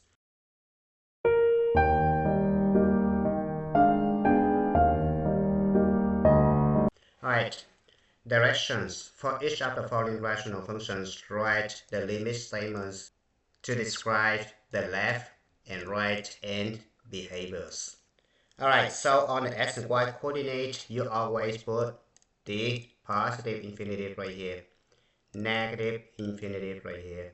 Positive infinity and negative infinity. Alright, so left-hand behavior, which means limit of the function f of s when s approaches negative infinity, right? S approaches negative infinity, which means it's go to the left right here. The function approaches the horizontal asymptote, which is 1, right? So horizontal asymptote y equals 1, right? So this one equals 1. Right-hand behavior, limit of the function f of s when s approaches positive infinity is going to be 1, right? When s approaches positive infinity, the function approaches horizontal asymptote, which means 1, right? Now, number 2, limit of the function f of s when s approaches negative infinity equals 2, because the horizontal asymptote is 2. You see the dashed line here, right? This one is y equals 2, right? So this one is 2. Limit of the function f of s when s approaches positive infinity is still 2, right? Now let's move on to question 3. Given the function, we need to find the end behaviors. Alright, so look at the highest degree terms on the numerators and denominators, right? Which means this guy right here. Alright, limit of the function h of s when s approaches negative infinity equals 2 over 3, right? Because y equals 2 over 3 is the horizontal asymptote, right? When degree on the numerator and degree on the denominator are the same. And then you just cancel out this one. So the horizontal asymptote is 2/3, right? Now, limit of the function h of s when s approaches positive infinity is going to be 2/3, right? Similarly, number 4 right here, you look at this one right here. Degree on the numerator is 2, right? This is power 1, this is power 1. So total is going to be power 2, right? Degree on the denominator should be, this is power 2, right? And this is power 1, right? So total is going to be s power 3, right? Because the degree on the numerator is 1 less than the degree on the denominator. So then the function has the horizontal asymptote y equals 0, right? So keep that in mind. So limit of the function k of s when s approaches infinity equals 0. Limit of the function k of s when s approaches negative infinity is still 0. Alright. Now look at number 5 right here. The highest degree on the numerator is s power 4, right? The highest degree on the denominator is going to be s power 2, right? So, in order to find the end behavior of this one, you just ignore the rest one right here. Because this one is dominating the whole thing, right? So you have negative 2 s power 4 over 5 s power 2. And you just simplify, it's going to be negative 2 over 5 s squared, right? So limit of the function r s when s approaches positive infinity is negative infinity, right? Because positive infinity, you substitute over here, it's going to be positive infinity multiplied by negative 2/5 is still negative infinity, right? Now, limit of the function rs when s approaches negative infinity.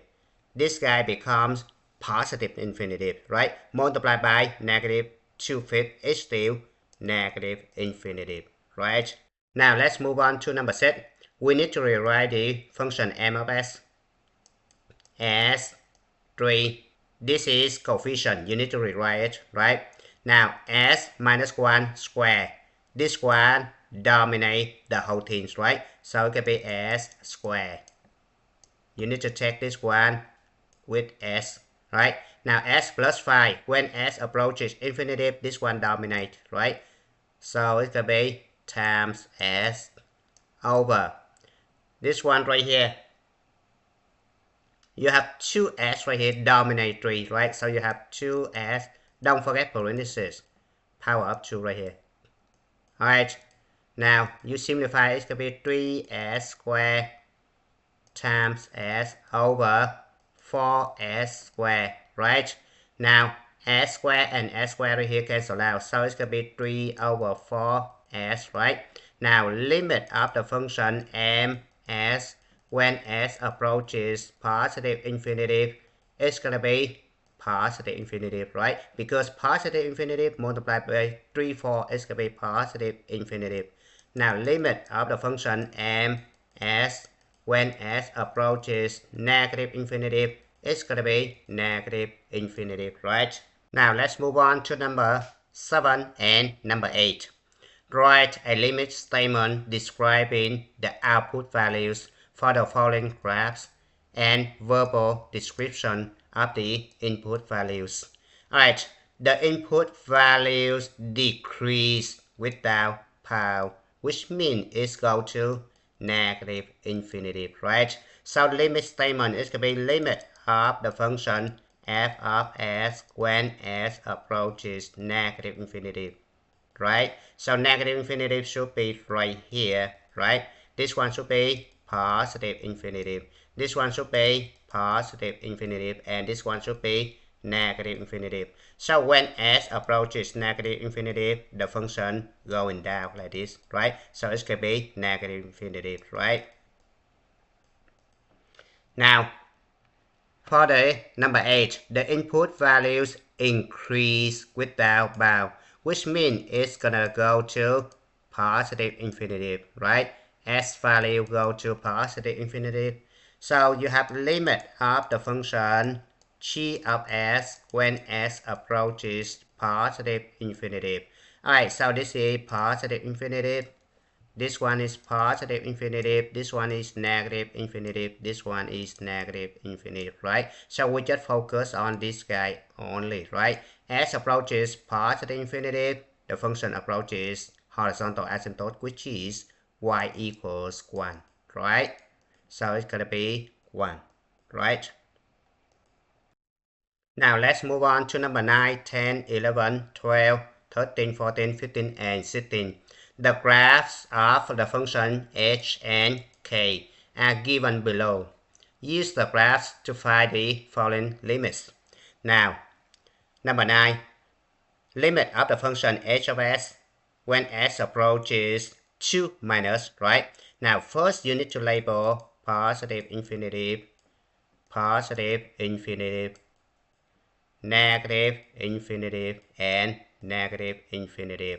When s approaches 2 minus, look at 2 right here. This is the vertical asymptote, which is s equals 2, right? 2 minus, which means on the left of the vertical asymptote. So on the left of the vertical asymptote, which means this guy right here, right? So the function approaches negative infinity, right? So this one is negative infinity. Now, number 10, limit of the function h of s when s approaches 2 plus, right? So 2 plus, which means on the right hand side of the vertical asymptote, which is this guy right here, right? So it's going to be positive infinity right here. Number 11, limit of the function h of s when s approaches 3 minus, right? 3 minus, this could be right here, which is, we have the whole right here, right? Now 3 minus, which means on the left of the whole, right? So the function approaches 3, right? Because the y value is 3, right? It's going to be 3. Now limit of the function h of s when h approaches 3 plus, which is on the right of the whole, right? It's still 3, right? So it could be 3. Now, number 13, you need to put positive infinity, negative infinity and negative infinity right here. Now limit of the function k of s when s approaches 5 minus, right? So 5 minus is gonna be right here, the whole right here, right? So 5 minus is gonna be on the left of the wholes, right? It's gonna be negative 2 right here, right? Now, limit of the function k of s when s approaches 3 plus, right?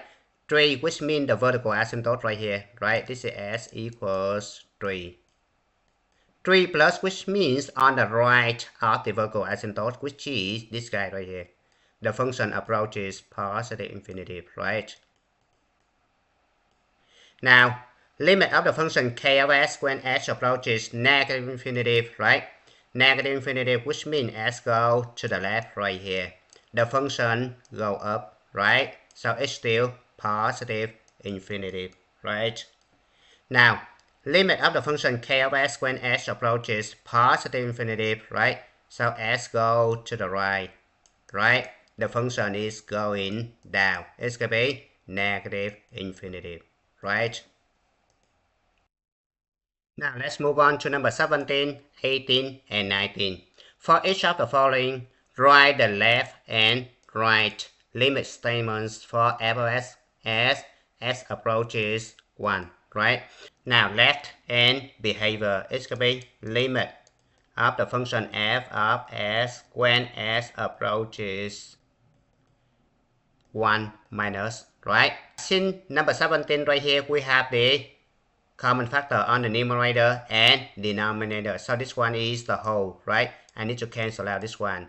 So then I just substitute 1 for s into the remaining one right here. So I have 1 plus 5 is going to be 6. 1 plus 2 is going to be 3. So the answer must be 2, right? Now, limit of the function f of s when s approaches 1 plus. It's going to be 17. 6 over 3 is going to be 2. Alright, now keep in mind, limit of the function when s approaches 1 minus, it doesn't mean that s equals negative 1. So you need to get rid of that mistake. Alright, 1 minus, which means on the left of 1. Now number 18. Limit of the function f of s when s approaches 1 minus. Now you just substitute 1 minus for s in this situation. Again, 1 minus, it doesn't mean that negative 1. So keep that in mind. So I substitute 1 over here. It's going to be 1 minus 2. It's going to be negative 1, right? Times 1 minus 4. It's going to be negative 3, right? The bottom right here. I substitute 1 minus over here. So 1 minus right here, subtract 1. 1 minus, which means a number less than 1, right? So when you subtract 1, it's going to be 0 minus, right? Times 1 plus 2 is going to be 3, right? Now, the top should be 3. The bottom should be 0 minus, because 0 minus times 3, it could be 0 minus, right? 3 divided by 0 minus, it could be negative infinity. So keep that in mind. Now right, it's going to be limit of the function f of s when s approaches 1 plus. It's going to be 1 minus 2 times 1 minus 4 over 1 plus subtract 1 is going to be 0 plus times 1 plus 2. Alright, so the top should be negative 1 times negative 3 is going to be 3. The bottom should be 0 plus. So the answer must be positive infinity, right? Now, number 19 right here. Limit of the function f of s when s approaches 1 minus. It's going to be negative 2 times 1 plus 3 times 1 plus 1. Now the bottom right here, 1 minus subtract 1. It's going to be 0 minus, right? The top should be negative 2 times 4 times 2. It's going to be negative 16, right? Now the bottom right here, when you square 0 minus, it's still 0, right? It's positive 0. So the answer right here must be negative infinity, right? Now, limit of the function f of s when s approaches 1 plus, it's going to be negative 2 times 1 plus 3 is going to be 4. 1 plus 1 is going to be 2 over 1 plus subtract 1 is going to be 0 plus square, right? So the top should be negative 16, right? The bottom right here should be 0 plus, right? So the answer must be negative infinity, right? Now, let's take a look at the number 20, 21, and 22. For each of the following rational functions, determine and label any values of s where the graph has a hole or vertical asymptote, right? Now, keep in mind, the vertical asymptote is when denominator equals 0, right? The hole is when the numerator and denominator have the same common factor, right? Now, first we need to find a hole. S minus 2 and S minus 2 cancel out. This is a common factor. So the hole should be S minus 2 equals 0, right? So then S equals 2, right? Now, S plus 3 and S plus 3 right here cancel out. And again, this is not a hole. Keep in mind, the vertical asymptote dominates the hole. The hole dominates 0. Now, I need to cancel out S plus 3 and S plus 3 right here. So the final answer must be 1 over S plus 3. Alright, so the vertical asymptote is S plus 3 equals 0. And then S equals negative 3. S equals negative 3 is the vertical asymptote. It's not a hole, right? Keep in mind, vertical asymptote dominate the hole. Alright, if this guy and this guy occur at the same time, the vertical asymptote dominate, right? Now, number 21, you need to simplify this one. So I have S plus 7 over S plus 1, right? Now this guy cancel out this one, right? So I have S plus 2 left on the top, right? Now, the whole is S plus 2 equals 0. So then S equals negative 2, right? Because you just cancel out the numerator and denominator with the common factor, right? After you cancel out the common factor right here, you still have one factor on the numerator. So this one will be a 0, right? And you know that the whole dominates the 0, right? So this one is not a 0, right? Now, the vertical asymptote, you just let denominator equals 0. So you have S plus 1 equals 0. So S equals negative 1, right?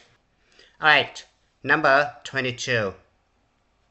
You need to factor S squared out first, right? So I have S squared times S minus 1, right? Denominator, this is a complete square, right? It's going to be S plus 1 altogether square. Look at the numerator and denominator. You don't see any common factor, right? So there is no hole for in this situation, right? Now the vertical asymptote, just let denominator equals 0, right? So S plus 1 equals 0. And then S equals negative 1, right? Now let's move on to number 23, 24, 25, and 26. We need to solve the inequalities, alright? And write your answer in interval notation. Alright, now to solve the rational inequalities, you need to find the 0 of the numerator and denominator, right? So first, I have s minus 3 equals 0. And then I have s equals 3, right? Second, s plus 2 equals 0. And then s equals negative 2, right? Now, I need to put this guy on the number line. Alright. Negative 2 less than 3, so I put negative 2 right here and 3 here. Alright, right at these two guys right here, I have the 0, right? So I put 0 here, right? Because these two guys right here are 0 of this factor, right? Now, you need to pick a number within any interval, right? So within interval negative 2 and 3, I pick a 0, right? I substitute 0 for s into original 1 right here.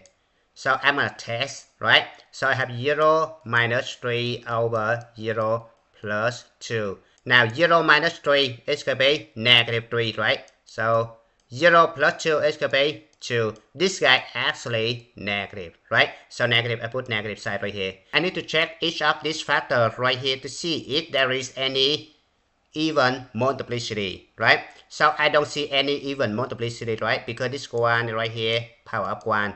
This guy right here, power of 1, right? Right? So I keep changing the sign, right? This is negative. This guy must be positive. This guy negative. This guy must be positive, right? Now, I need to write the solution. I need this guy to be less than or equals 0, right? So my solution should be from here to here, right? As since this one has the equal sign, I need to include the 0 of the numerator, right? Don't include the 0 of the denominator, so keep that in mind. So my solution should be from negative 2 to 3 right here, right? So I put negative 2, comma 3. Now, negative 2 is the 0 of denominator, so this guy must be parenthesis, right? 3 is the 0 of the numerator, so this guy must be bracket. Now, let's move on number 24. The 0 of s minus 1 square is going to be s minus 1 equals 0. So it's going to be s equals 1, right? Now, s plus 2 equals 0. Then s equals negative 2, right? Now, s plus 1 equals 0. Then s equals negative 1, right? Now, I need to put all of this guy on the number line, right? So, I need to place negative 2 first. Next one, negative 1, right? And the last one should be 1, right? On the right hand side right here, I put positive infinitive. The left hand side right here, I put negative infinitive, right? Now, I need to put 0 for the numerator. So, the numerator, I have the 0 right here. S equals 1 right here, right? So, right here, I put 0. Now, s plus 2 is going to be negative 2 right here. This one still 0. On the denominator right here, s minus 1. So I put a line right here. Because s equal negative 1 make the whole thing undefined, right? Now I need to pick a values within any interval, right? So I pick 0 right here in this interval right here. I substitute 0 for s into this inequality right here. I need to check to see if it's positive or negative, right? So it's gonna be 0 minus 1 is gonna be negative 1. Negative 1 squared is gonna be 1, right? Times 0 plus 2 is gonna be 2. So times 2 over 0 plus 1 is gonna be 1, right? So this guy is positive, right? Now this interval is positive. Now you need to be careful with the 0 right here, s equal 1 right here. So s equal 1 is going to be this guy right here. Alright, because s equal 1 right here is the 0 of this one, but this one has the even multiplicity. So, right at this one, you don't change the sign, you keep the sign. Now, this is the plus side right here, this one is still the same, plus side, don't change it, right? Now, This 0 right here has the odd multiplicity, right? -1 right here, which means on the bottom right here, you keep changing the sign, right? So this is positive, this guy must be negative, right? X equal -2 right here is the 0 of this one right here, right? It's still odd multiplicity, right? So keep changing the sign. Alright, now finally, you look at this one right here. You need this guy to be greater than 0, right? So your solution should be this interval right here and this interval right here, right? So I need to write the solution in the interval notation. So it could be -infinity to -2, right? So -infinity, right at this -infinity, you need to put parentheses, no bracket, okay? Comma, -2. Now, look at this one, I don't see equal sign, so this one must be parentheses. Alright? Union. Now, right here, you need to be careful. You're not going to include the 0 right here, 1. Why? Because you don't have the equal sign. Right? So you need to exclude this one, right? So you need to write the interval from -1 to 1. Union, the interval from 1 to infinity. Alright, so keep that in mind. Now let's move on to number 25. You need to factor the numerator, right? So the numerator I have a equals 1, b equals -1, c equals -12. So I need to use S method. Now you need to find two integers that multiply equals -12, add up to -1 right here. So it's gonna be -4 and 3, right? So the numerator can be factored as s minus 4 times s plus 3 over s squared greater than or equals 0, right? Now you need to find the 0 of each of these factors, right? So I have s minus 4 equals 0, s equals 4, right? S plus 3 equals 0, s equals -3, right? Now, s squared equals 0, s equals 0, right? This one is multiplicity of 2, right? So be careful in this 2 right here. Alright, so you need to place all of this one on the number line, right? The left hand side is -infinity, the right hand side is positive infinity, right? So it can be -3 go first, 0 next, and next one is going to be 4, right? Alright. The 0 on the numerator is going to be 4 and -3, right? So it could be right here. The 0 on the denominator is going to be 0, right? So on the denominator, I'm going to put a line, because this makes the whole thing undefined, right? Now, I need to pick a number within any interval right here. So I'm going to pick number 1 right here, right? I substitute into this expression right here to see if it's positive or negative, right? 1 minus 4 is going to be -3, right? 1 plus 3 is going to be 4. -3 times 4 is going to be -12, right? 1 square is going to be 1. So this guy should be negative, right? So this guy should be negative side right here, right? Now, I keep changing the sign. If I don't see the 0 with the multiplicity of 2, right? Now, right at 0 right here, it's going to be right here, multiplicity of 2. So I don't change the sign, I keep the sign. So this negative, this still negative, right? -3 right here. This is multiplicity of 1, right? So I just change the sign, positive. Right at 4 right here, multiplicity of 1, right? I just change the sign, negative, and then this guy positive, right? Now finally, I need the whole thing greater than or equals 0, right? Which means this guy all the way to the left, right? This guy all the way to the right, right? So I need to write the final answer should be -infinity, -3, right? Because I have the equal sign right here, and -3 is the 0 of the numerator, so I need to include the bracket, right? Union, same thing. I need to include 4, right? Because 4 is the 0 on the numerator, right? Comma, positive infinitive, right? Now let's move on to number 26. I need to find the 0 of each of this one, right? So I have negative 2s equals 0, and then s equals 0, right?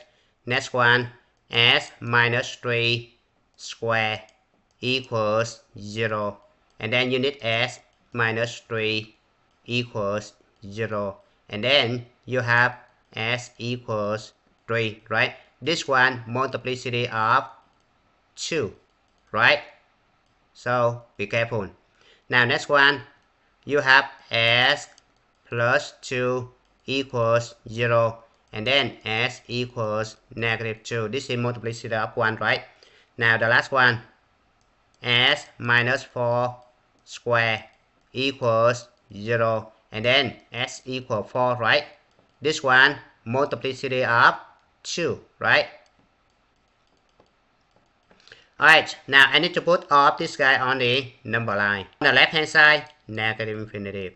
The right hand side is positive infinitive. Now, the first 0 is going to be this guy. The second 0 is going to be this guy. The third one is going to be this guy. And the last one is going to be this guy, right? So I'm going to start from negative 2 first. The next one should be 0. The next one should be 3. And the last one should be 4, right? Now, which one is the 0 of the numerator? It's going to be 0 right here, right? So I put 0 right here. S equals 3 is the 0 of the numerator, so it could be right here, right? This one right here, I put a line because it makes the whole thing undefined, right? Alright, now I'm going to pick a number within any interval and I'm going to test for the sign of the inequality, right? Now I'm going to pick 1 within interval 0, 3 right here, substitute over here. So I have 1 times negative 2 is going to be negative 2. 1 minus 3 is going to be negative 2 squared, it's going to be 4. 1 plus 2 is going to be 3. 1 minus 4 is going to be negative 3 squared, it's going to be 9.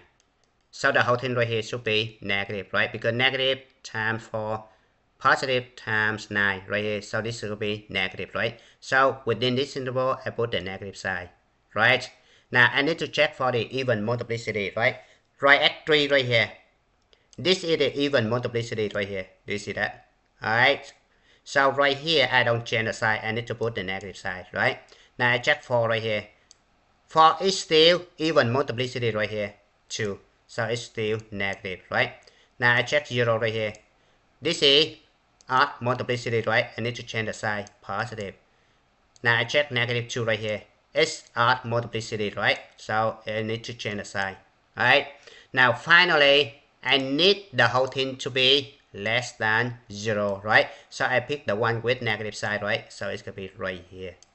And it's going to be right here, right? Now be careful, you're not going to include the 0, right? Because you don't have the equal sign right here, right? So they are parentheses, so keep that in mind. Now it's going to be negative infinitive 2, negative 2, parentheses, union, 0, 2, 3, right? Union, 3, 2, 4, union, 4, 2, positive, infinitive. We're going to review the topic 1.7 to 1.11, rational functions. Alright, determine if the following rational functions have a horizontal asymptote, slant asymptote, or neither. Alright, now we need to review a little bit about the horizontal asymptote. Now if the degree on the numerator is less than the degree on the denominator, we have the horizontal asymptote y equals 0. Now if the degree on the numerator is equals the degree on the denominator, we have the horizontal asymptote, which is the quotient of the leading coefficient of the leading term in the numerator over the leading coefficient of the leading terms on the denominator. Now, if the degree on the numerator is 1 unit greater than the degree on the denominator, we have the slant asymptote. Now, look at example number 1. We see that the degree on the numerator is 2, degree on the denominator is 3. So, 2 less than 3, we have the horizontal asymptote y equals 0, right? Second one, this one is 2, this one is 2, so it's going to be equals, right? We're going to take the leading terms right here. Alright, coefficient is going to be 1 and 3, so the horizontal asymptote is 1/3. Now, number 3, this guy is 1 unit greater than this guy, right? So we have slant asymptote, right? Now, question 4, this guy is 2 units greater than this guy, so this one should be neither. Now, number 5, this one has power of 1, this guy has power of 1, this guy has power of 1, this guy has power of 1. So total, this guy power of 2, right? This guy power of 2, so they are equals, right? Now you're going to check the leading coefficient, right? Leading coefficient is 2 and 3. 2 times 3 equals 6 over. This one is 1, this one is 1. 1 times 1 equals 1, right? So the horizontal asymptote y equals 6. Now, question 6. Degree of this one is going to be 3. This one, 2. So, total is going to be 5, right? This one, 2. This one, 5. Total is going to be 7, right? So, degree on the numerator is 2 units less than degree on the denominator. So, you have the horizontal asymptote y equals 0, right? Now, number 7. Degree on the numerator is 4. Degree on the denominator is this one 1, this one 2. So total 3. This is 4. So the degree on the numerator is 1 unit greater than degree on the denominator. So you have the slant asymptote, right? Now number 8. Degree on the numerator is this one is 2, this one is 2. So total 4, right? 2 as power of 2 all together power of 2 is going to be as power of 4. Degree on the denominator is 2 and this one is 1, right? So it turns out to be 3, right? So the degree on the numerator is 1 unit greater than the degree on the denominator. So we have the slant asymptote, right? Now last one, degree on the numerator is as power of 0 right here, right? So it can be 0. Degree on the denominator is 1, right? So the degree on the numerator is 1 unit less than the degree on the denominator. So you have the horizontal asymptote y equals 0, right? Now, solve the following inequalities. Write your answer in the interval notation. So first, you need to find the 0 on the numerator and denominator, right? So you have s minus 2 equals 0. So s equals 2, right? Now second one, s plus 3 equals 0. So s equals negative 3, right? Now you're going to put this guy on the number line, right?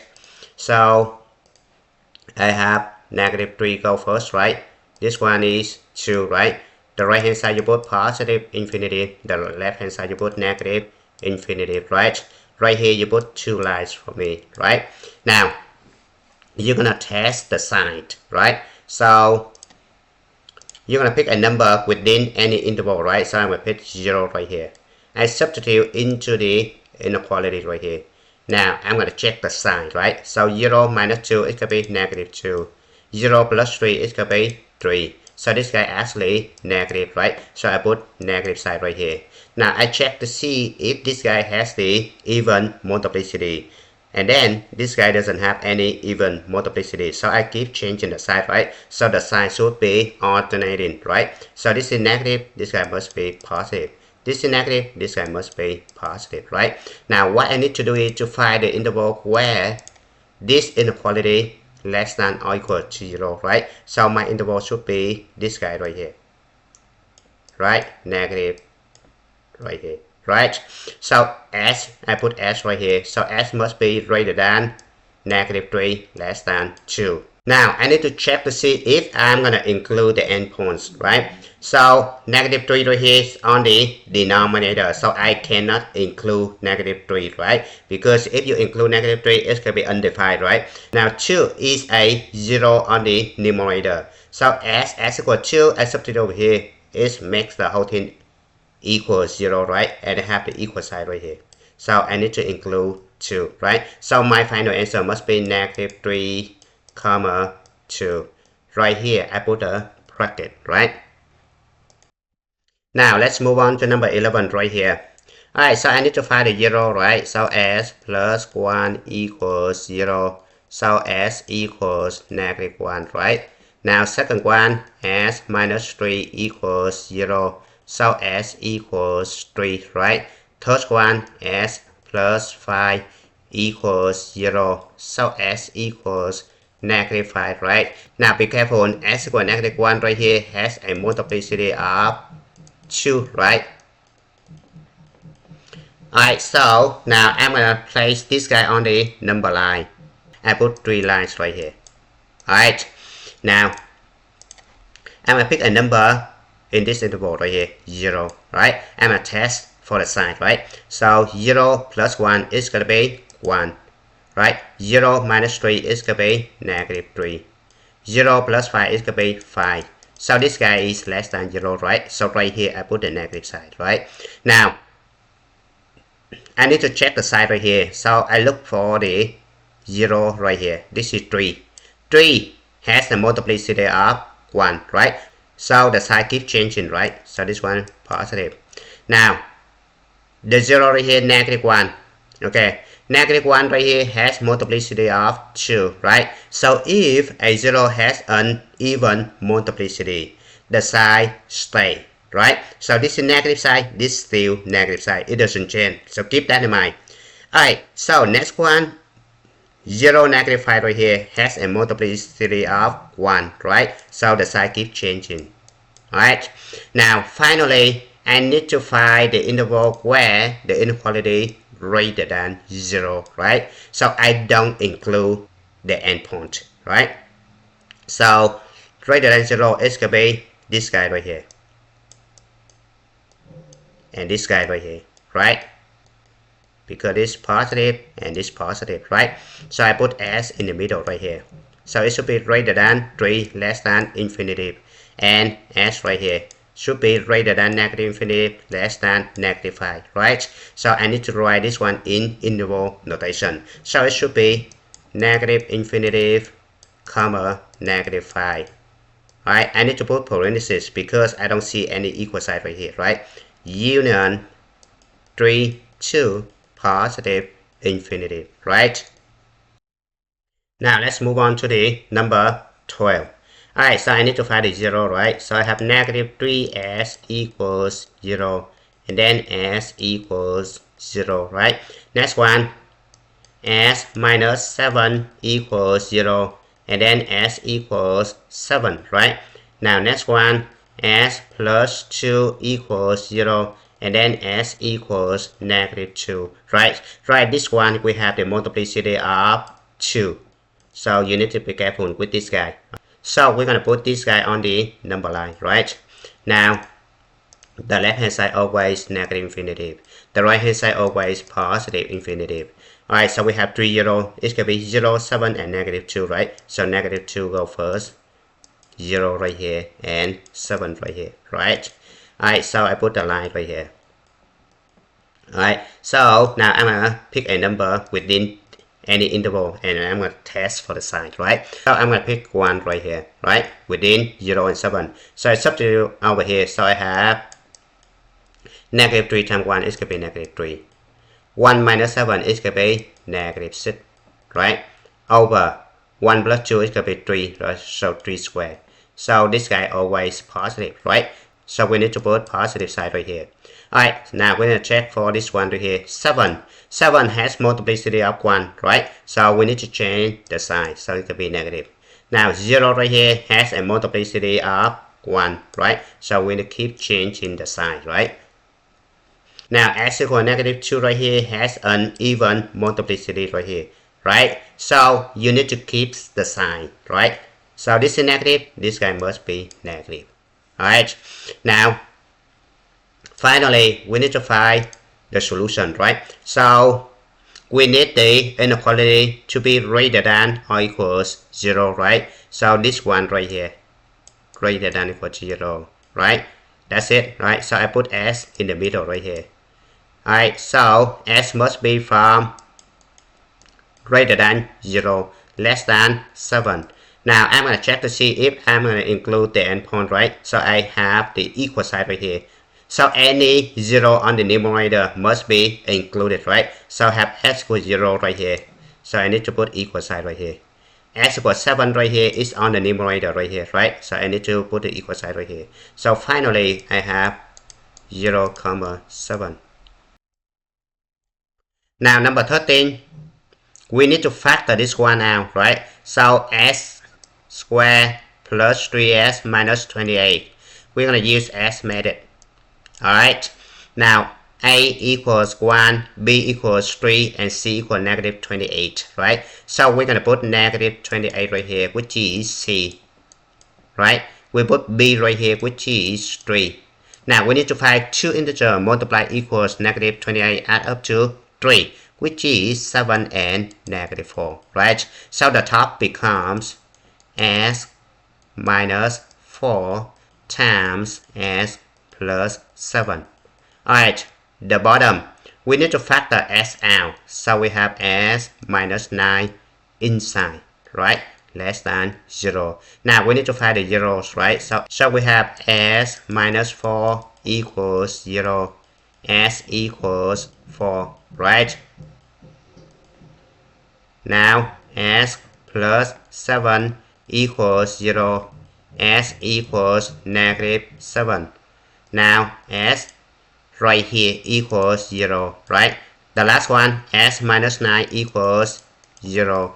So s equals 9, right? Now we need to put all 0 on the number line, right?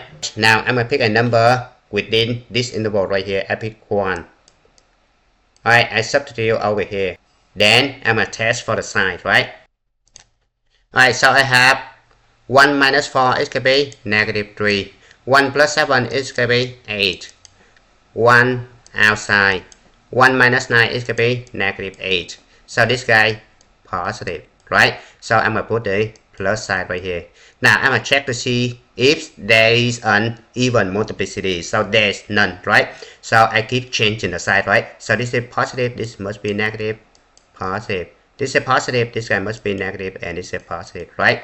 Now finally, I need the whole thing right here less than 0, right? So I need to pick the negative one, right? This one and this one. So my solution must be between negative 7 and 0 and 4 to 9, right?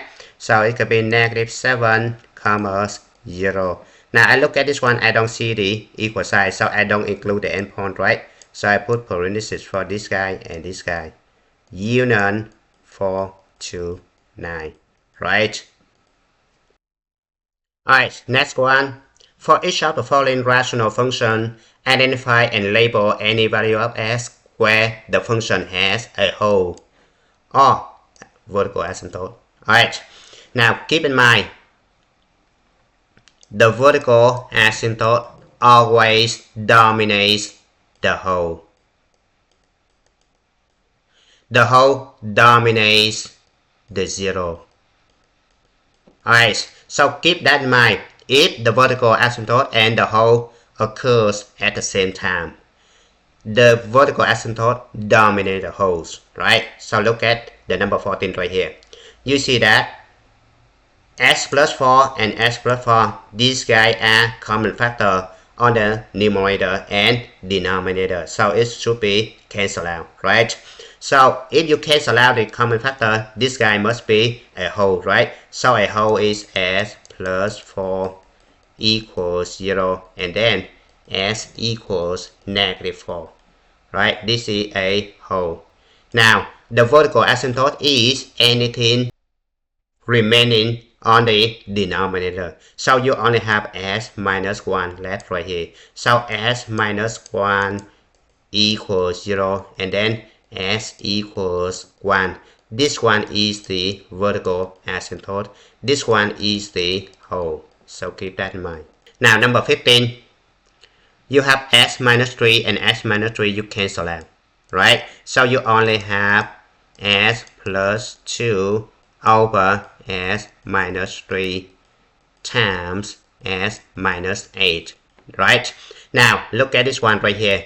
You just cancel out s minus 3 and s minus 3, right? This guy actually the vertical asymptote, right? Then s equals 3, right? And previously you cancel out this one and you say s equals 3 is a whole, right? But look at this one, vertical asymptote dominate the whole. So this one is vertical asymptote, right? There is no whole in this situation, right?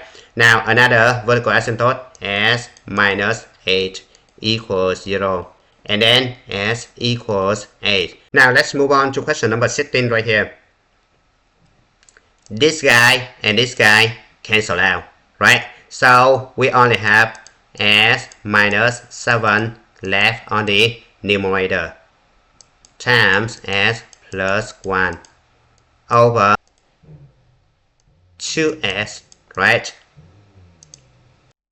Now, in this situation, the wholes and the 0 occurs at the same time.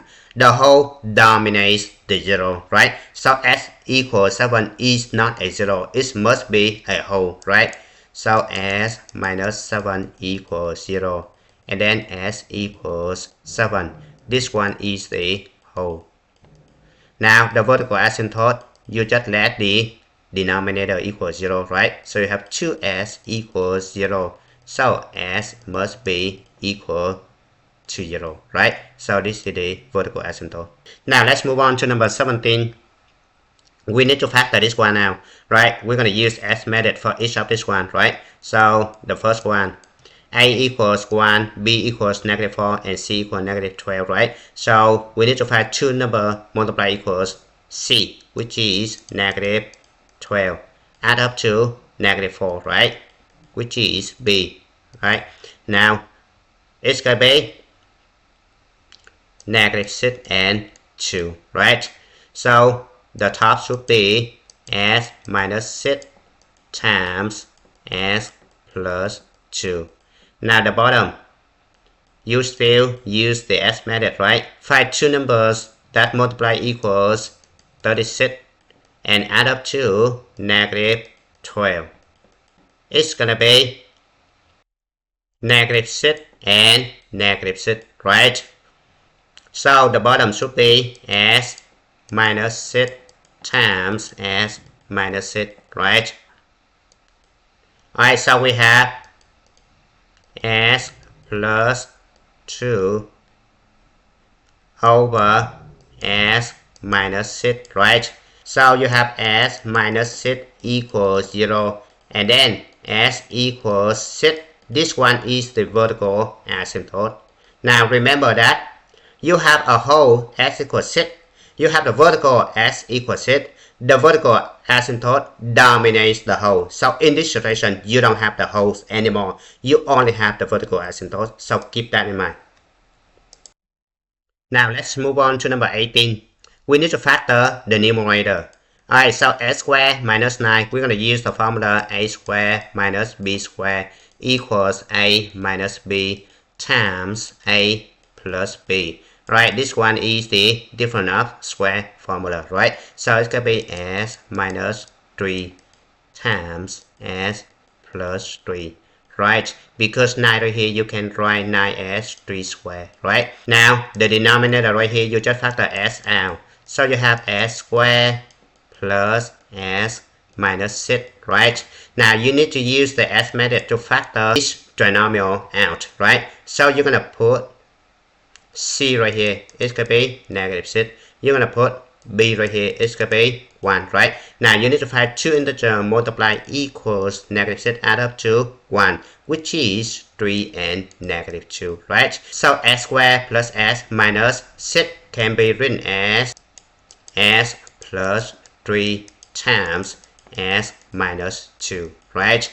We cancel out s plus 3 and s plus 3 right here. So we have a whole s plus 3 equals 0 and then s equals negative 3, right?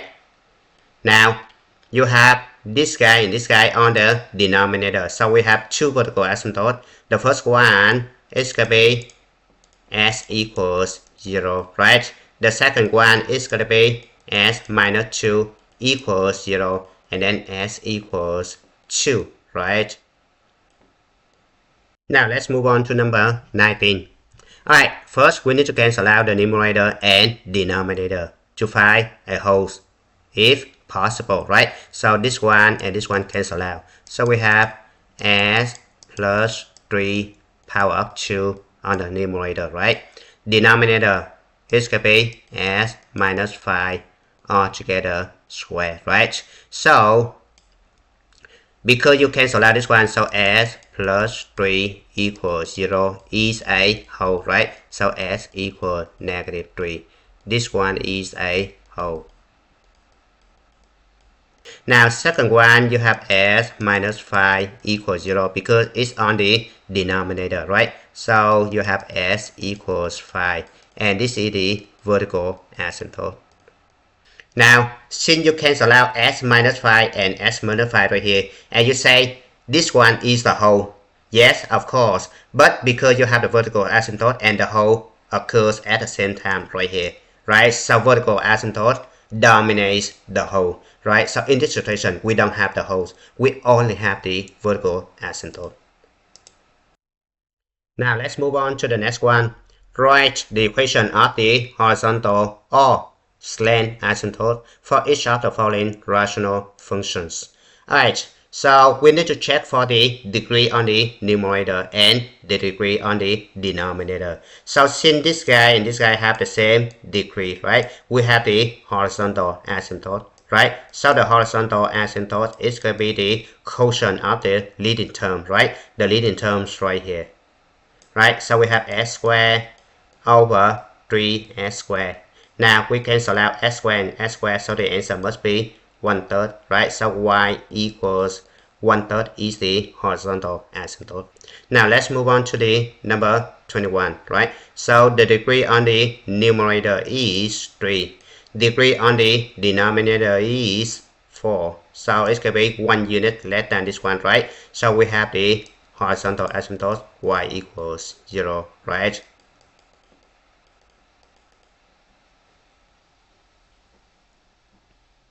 Now number 22, degree on the numerator is 2, degree on the denominator is 1. So it's going to be 1 unit greater than this one, right? So we have the slant asymptote, right? Now in order to find the slant asymptote, we need to do long division, right? So we have 4s squared minus 3s plus 5 divided by s plus 2, right?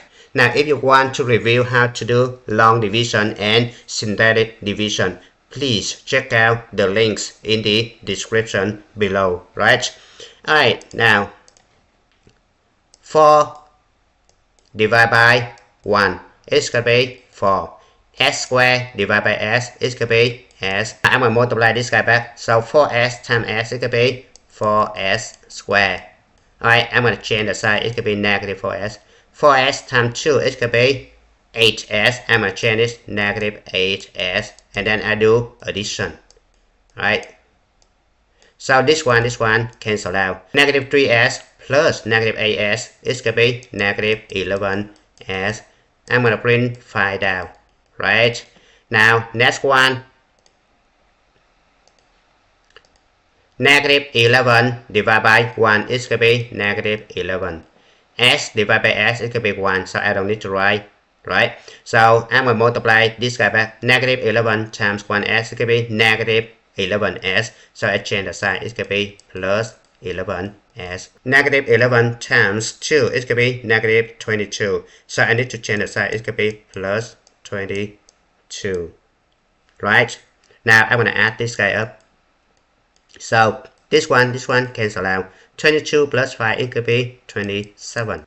So this one can be written as h of s equals the quotient right here, 4s minus 11.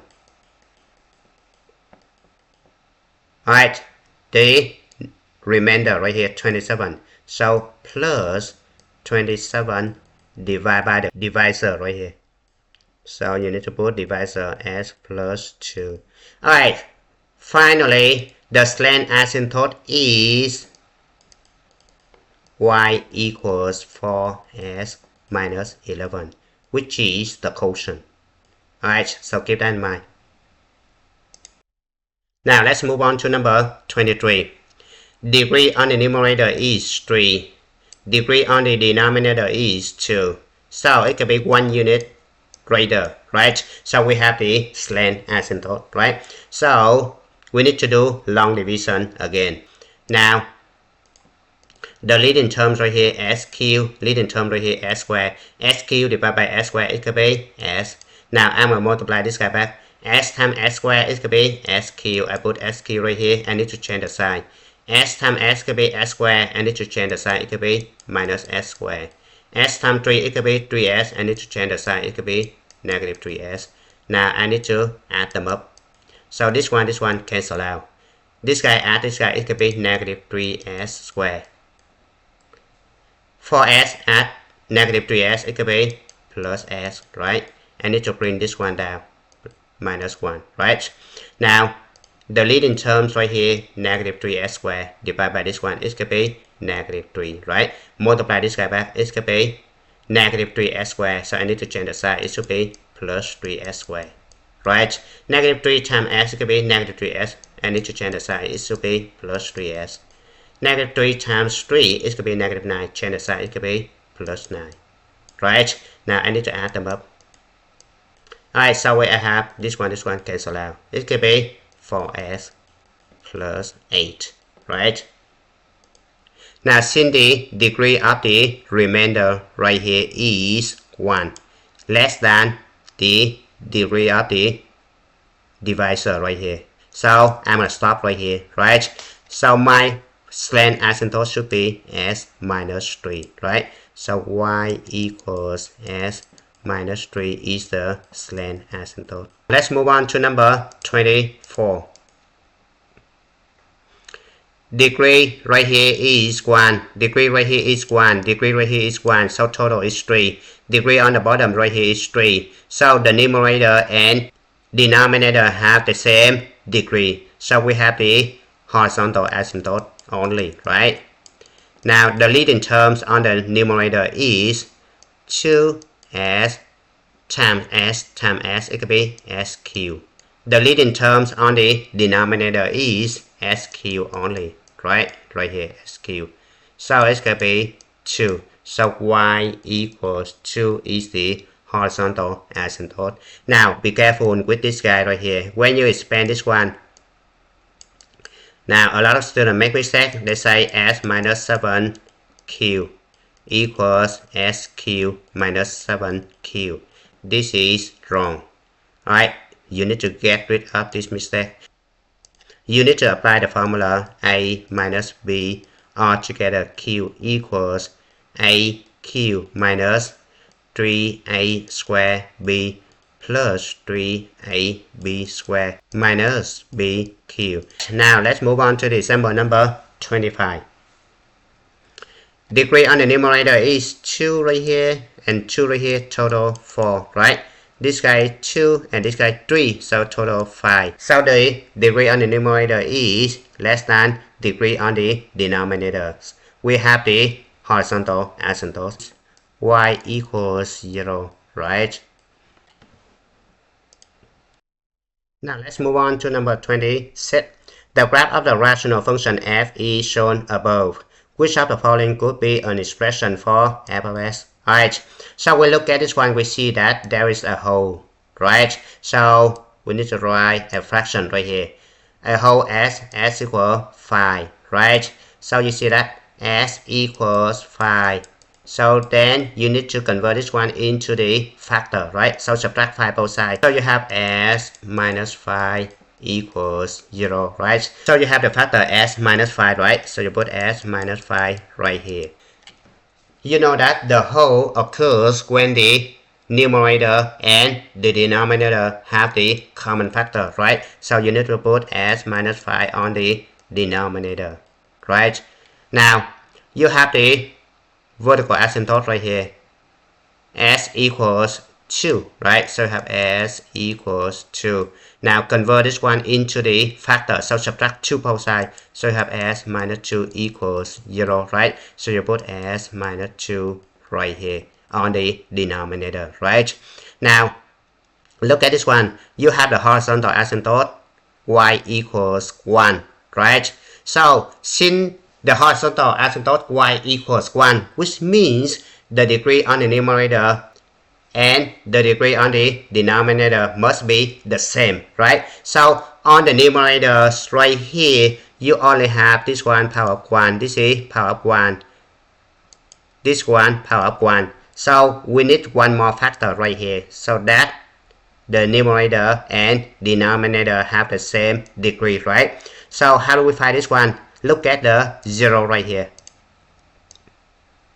0 s equals negative 1, right? So we need to convert this one into the factor. So we have s plus 1 equals 0. So this is the factor right here. So we put s plus 1 right here, right? It's going to be b, right?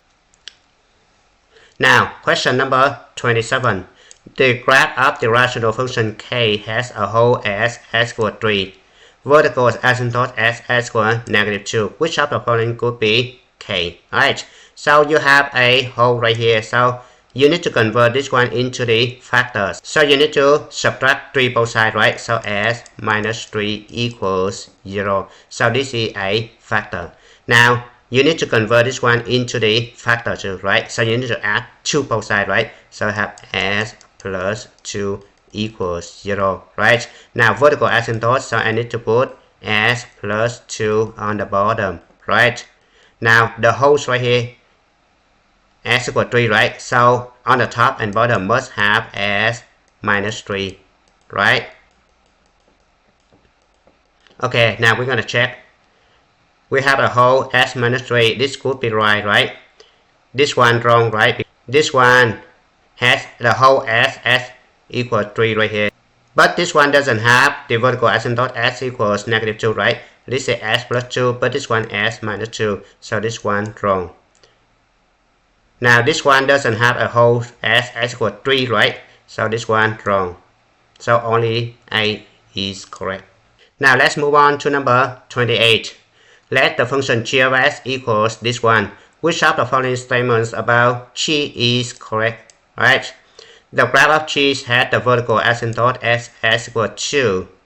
Now we need to simplify this one first, right? So this one cancel out. The top we have s minus 2 only, right? This one cancel out. The bottom we have s plus 1 square only, right? So in this situation, you don't have the vertical asymptote, right? You have a whole, right? So this one is wrong. Now question B, the graph of g has a vertical asymptote s equals negative 1, yes. And horizontal asymptote of y equals 2, no. Because degree on the numerator is 1 unit less than degree on the denominator. You have the horizontal asymptote y equals 0, right? So this one is wrong. Now, question C. The graph of g has a vertical asymptote s equals 2. No. Vertical asymptote s equals negative 1, right? So this one is wrong.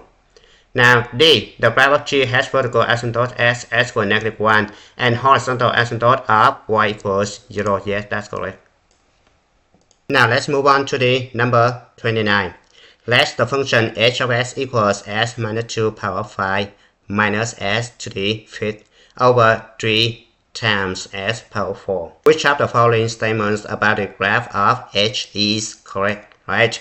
So in order to do this one, you need to revisit the concept you learned before, which is the binomial theorem or Pascal triangle. Alright, so please check out the link in the description below to review the whole concept. Alright, so you see the power of 5 right here. You need to expand this one using the binomial theorem or Pascal triangle. Alright, so this is power of 5, which means row number 5, right?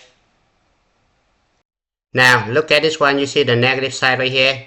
So you need to alternate the sign, right? First one is going to be positive, and then next negative, positive, negative, positive, and negative.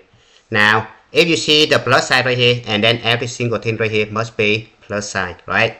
Now we need to fill in the blank, right? The first term right here is s power of 5, right?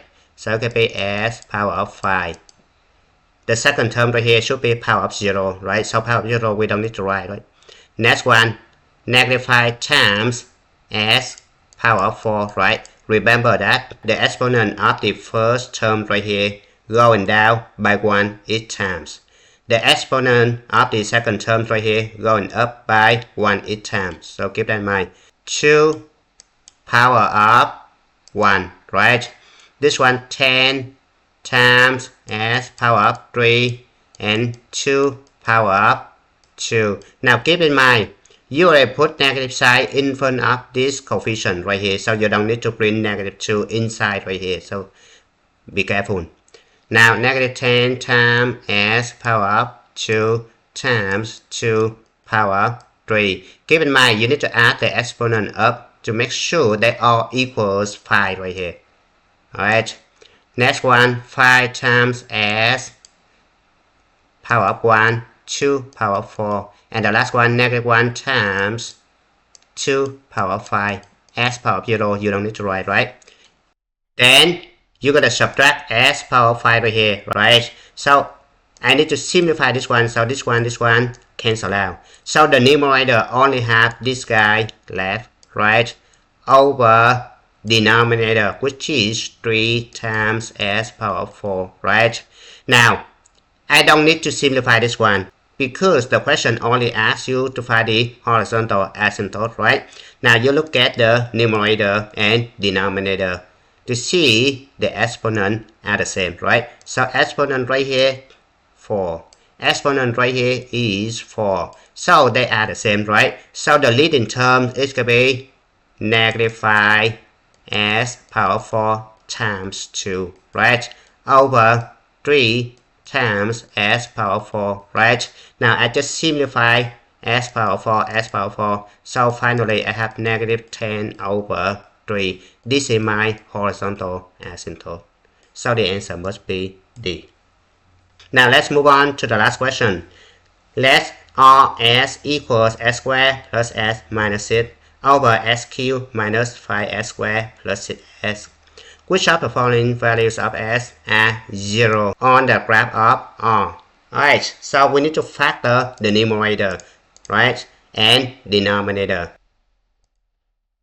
Now to factor the numerator, you're going to use S method, right? You're going to put C right here and B right here. Find two numbers multiply equal C add up to B, right? A equal 1, B equal 1, and C equal negative 6, right? So it's going to be negative 6 right here, and B equals 1, right? So two numbers must be 3 and negative 2, right? So this guy becomes R of S equals S plus 3 times S minus 2, right?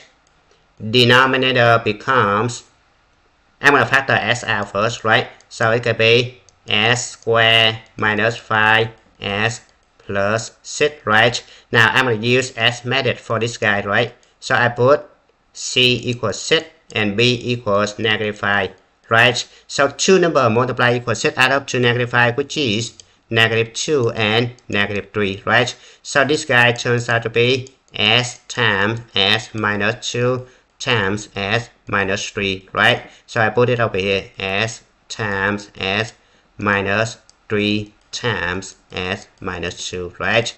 Now I need to cancel out the common factor, right? So this one cancel out. So I only end up with s plus 3 over s times s minus 3, right? So you just let the numerator equals 0, right? So s plus 3 equals 0, s equals negative 3, right? So the answer must be B. We're going to review the topic 1.12 to 1.14 of the Unit 1 Transformation and Modeling Functions. Alright, question number 1. Let g be a function that is a transformation of the function f such that g of s equals 3 times f of s minus 2. Describe the transformation of the function f that results with the function g. Alright, so we know that the transformation form is going to be a times f of b times s minus h plus k. And then the order of transformation should be b, h, a, k. The trick for you to memorize this one is Brendan, hugs, and kisses, right? Now, A tells us that vertical dilation. B, horizontal dilation. H, horizontal translation. If h greater than 0, it translates to the right. If h less than 0, it's translated to the left. Is the vertical translation. If k greater than 0, it translates up. If k less than 0, it translates down, right? Now, anything related to s value, think opposite, right? Alright, now take a look at this one right here. Alright, so we see that h equal to, which is greater than 0, right? And a equals 3, right? Since h equals 2, it's going to be a horizontal translation 2 units to the right, right? And a equals 3 is going to be vertical dilation by a factor of 3, right? Now let's move on to question number 2. Let k be a function that is a transformation of the function h such that k of s equals h of 4s minus 1. Describe the transformation. Alright, so we see that b equals 4, right? And k equals negative 1, right? So, there is a horizontal dilation by a factor of 1, 4, right? And vertical translation down 1 unit, right? Keep in mind anything related to s value, think opposite, right? So right here, you see 4 right here, it's going to be horizontal dilation by a factor of 1, 4, right? Now let's move on to question 3. Let R be a function that is a transformation of the function p such that R of s equals 5p s over 2 plus 3. Alright, now we need to rewrite this function. It could be R s equals 5p of 1/2 times s plus 3, right? So we see that a equals 5, right? b equals 1/2, right? And k equals 3, right? So there is a vertical dilation by a factor of 5, horizontal dilation by a factor of 2, and vertical translation of 3 units, right? Now let's move on to question number 4. Now we observe that a equals negative 2, right? So which means you have the negative sign in front of a, which is there is a reflection over the x-axis, so keep that in mind. Now you see negative s right here, which is b equals negative 1, right? No h and no k, right? So in this situation, we have the reflection over the y-axis, right? Because b equals negative 1. And vertical dilation by a factor of 2 and then reflect over the x-axis, right? Now let's move on to number 5 and number 6. The table below gives values for a function f at selected values of s. Use the table to answer question 5 and 6. Alright, so g of x equals f of 3s plus 2. Now g of 3 is going to be f of 3 times 3 plus 2, right? So it could be f of 9 plus 2, right? So f of 9 is going to be negative 6, right? So negative 6 plus 2 is going to be negative 4, right? Now g of negative 1 is going to be f of 3 times negative 1, right? Plus 2. So it's going to be f of negative 3 plus 2, right? And then it's going to be f of negative 3 is going to be negative 1 right here. So negative 1 plus 2 is going to be 1, right? Now, question 6.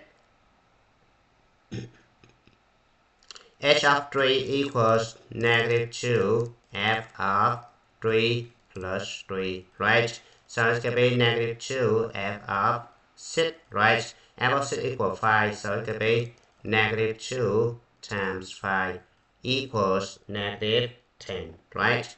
Now, question B. h of 0 equals negative 2 f of 0 plus 3. And then it's going to be negative 2 f of 3, right?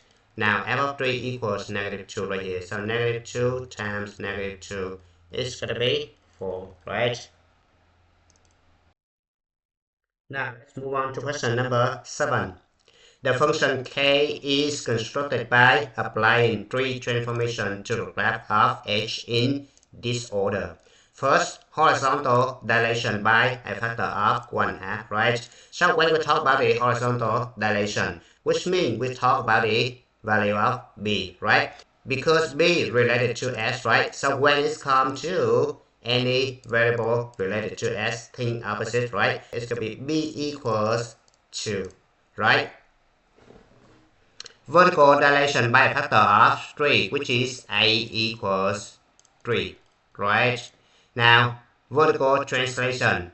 In the formula, I use k, right? Now, in this formula, they're going to use c, right? So you just let c equals negative 5 right here, right?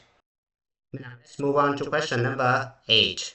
The graph of f is given in the x and y coordinate right here, within the interval negative 4 to 4, right?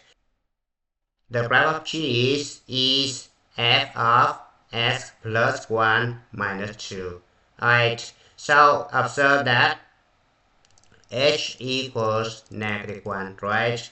Because we have the formula a times f of b times s minus h plus k, right? So you just match them up. Negative h equals 1. So then h equals negative 1, right? K equals negative 2, right? So anything related to s is going to be opposite, so keep that in mind. Now h equals negative 1 is translated to the left 1 unit, right? And k equals negative 2 is going to be translated down 2 units, right? So you have a point right here, go to the left 1, go down 2. It's going to be right here. This point, left 1, down 2, is going to be right here. This guy, left 1, down 2, is going to be right here. Left 1, down 2 is going to be right here. Now you just connect this point and you get the graph. Alright. Now let's move on to question number 9. The function f is given on the x and y coordinate plane right here, within the interval negative 3 to 4, right? The graph of h is given by 2 times f of negative s, right? So in this situation, a equals 2, which means there is a vertical dilation by a factor of 2, right? And then you see b equals negative 1, which is there is a reflection over the y-axis, right? So by the order of transformation, we need to do reflection first, right? So I have the point right here. The distance from here to here is going to be 4, right? Now, I need to reflect this one over the y-axis, so 4 to the left right here, right? This one right here, 1, right? So it could be right here. Now this guy right here, 1, right? So it could be right here. And this one, 3, right? So it could be right here. Now I just connect this point, right? Now since a equals 2, which means you need to multiply the y values by 2. You need to keep the s value the same, right? Now you look at this point right here. S value is 1, y value is 3. So you just multiply 3 by 2. It's going to be 6, and you keep the same S value, right? So the new point should be right here. Right? This guy is same thing. 3, 3. You multiply 2 by 3, right? So it could be right here. Now, this point right here, y equals -2, right? You multiply by 2, it's going to be -4, so it could be right here. S still -1, right? So it's going to be right here. And this one right here, s equals -4, y equals 1 right here, right? So you multiply 1 by 2, it's going to be right here, 2, right? So the point should be right here, right? Now you just connect this point. Now let's move on to question number 10. The graph of f is given in the xy coordinate plane right here, within the interval -3 to 4. Now we need to sketch the graph of k, given by -2 times f of x plus 3 plus 1, right? So look at this one, we see a equals -2, which means there is a vertical dilation by a factor of 2, right? And reflect over the x-axis, right? Now, h equals -3, which means there is a translation 3 units to the left, right? And k equals 1, which is there is a vertical translation up 1 unit, right? Now we need to reflect this one over the x-axis first. Alright, so it's gonna be like this. Now next one, we're gonna dilate this one vertically. Now next one, we're gonna dilate this one vertically by a factor of 2, which means we're gonna keep the s value and we're gonna multiply the y value by 2, right? So we have this one. Alright, so we just finished reflection and dilation, right? Now we're gonna move to the left 3 units and move up 1 unit, right? So the final answer must be this. Alright, so the final one must be the pink one. Now let's move on to question number 11. The domain of the function h is -5 to 10, and the range is going to be -4 to 2. Now find the domain and range of the function g, where g of s equals h of s minus 5 plus 7. Alright, so let's domain of the function g be hg. The range of the function g is yg. Alright. Now we look at this one, we see that h equals 5, right?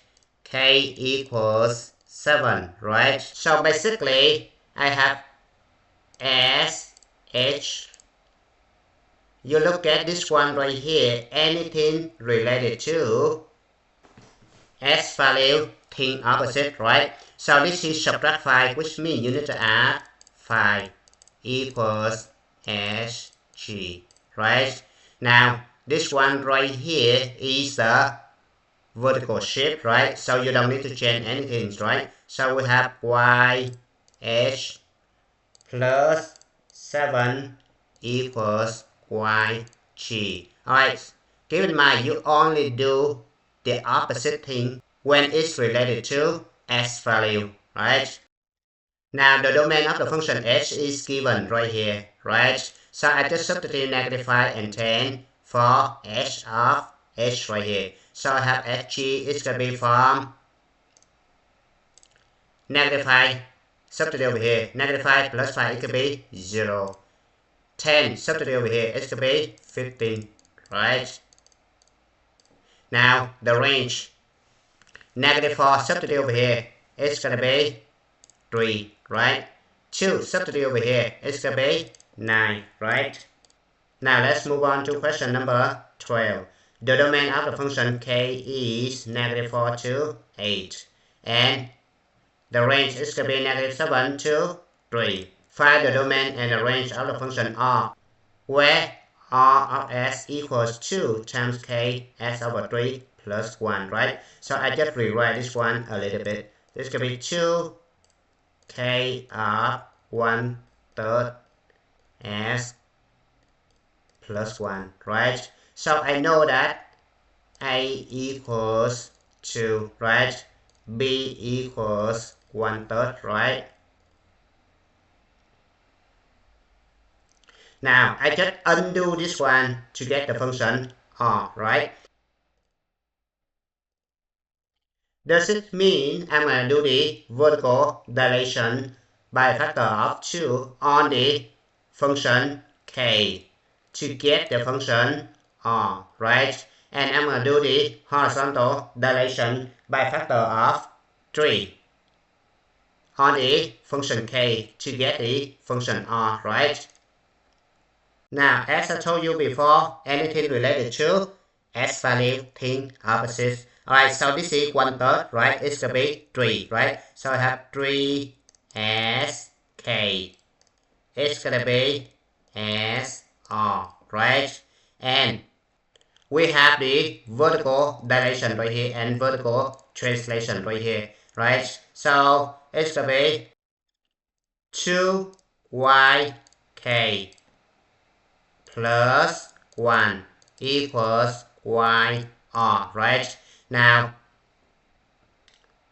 sk is going to be right here. Alright, so s equals -4, substitute over here. I have -12. S equals 8, I substitute over here. I have 24. So the domain of the function r is -12, 24, right? Now, for the range, y equals -7 right here, substitute over here. So I have -7 times 2 is going to be -14 plus 1, -13, right? 3 substitute over here, it's going to be 2 times 3 is going to be 6 plus 1 is going to be 7, right? Now let's move on to question number 13. The domain of the function f is given from -10 to 0. And the range is going to be from -8 to 6. Now we need to find the domain and the range of the function p given by -3 f of 2s, right? So we have a equals -3, right? And b equals 2, right? Now we're going to deal with the domain first, right? The domain, we need to use the b value, right? Now anything related to s value, thing opposite, right? So you have b equal 2, which means 1/2, right? 1/2 of what? S right here of function f equals s of function p, right? So we have the domain. Now, the domain of the function f is going to be -10 to 0. You substitute -10 for s of f right here. Alright, so it's going to be -5. And 0 substitute over here, it's going to be 0. Alright, now the range is going to be -3 of y of f, right? This one right here equals yp. So the range is going to be right here -8 and 6, right? So -8 substitute over here, it's going to be -3 times -8. It's going to be 24. Now 6 substitute over here, it's going to be -18, right? So we need to rearrange this one, right? So it turns out to be -18, 24. Now let's move on to question number 14. The table above provides data for 7 order pairs s and y. Which function type best models the data in the table? Linear, quadratic, or cubic? Alright, so we look at this one, we see that this guy and this guy. If we add them up, we divide by 2. It's going to be roughly number 5 right here, right? This guy and this guy, add them up, divide by 2, roughly 5. This guy and this guy, add them up, divide by 2, it's going to be this one. So this one is the aspect of symmetry. So it should be quadratic function, right?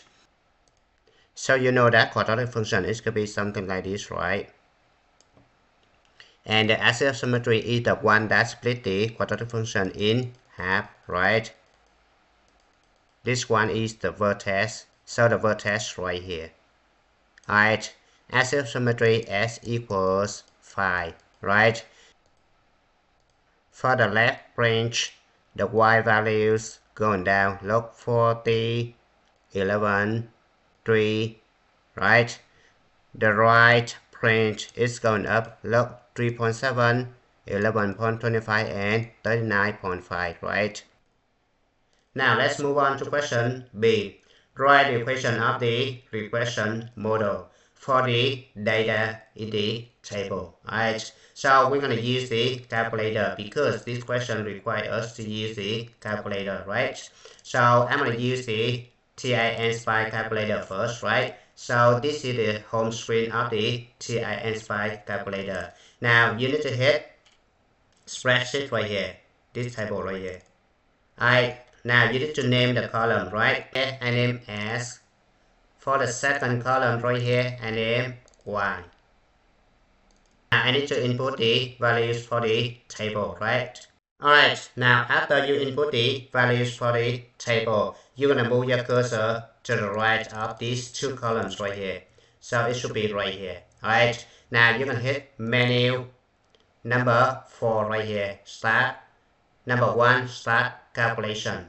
And then you're gonna find the quadratic regression should be number 6 right here. Alright, now the first one right here, you need to put S. Now the second one right here, you need to put Y, right? Now this is F1, which means our equation is F1, right? Now you need to hit OK. So your quadratic equation should be, let's move on to question C. What is the ratio for the point whose x-coordinate is 6.1? Alright, so x-coordinate 6.1, which means this one right here. Alright, y equals 3.7, right? Now we have the formula. Ratio is to be actual value subtract the predicted value. Alright, actual value is the one given in the table. Predicted values is the one we need to use the formula right here to calculate, right? If the ratio less than 0, the model overestimated the actual value, which means the predicted values bigger than the actual value, right? Now if ratio greater than 0, the model underestimated the actual value, which means the actual values is bigger than the predicted value, right? Now we're going to use the calculator to calculate this one, right? Now we need to use this model to predict the values of y when x equals 6.1, right? So previously we have the equation right here and we save our equation under F1, right? Now we just hit Control I and add calculator right here and we hit F1.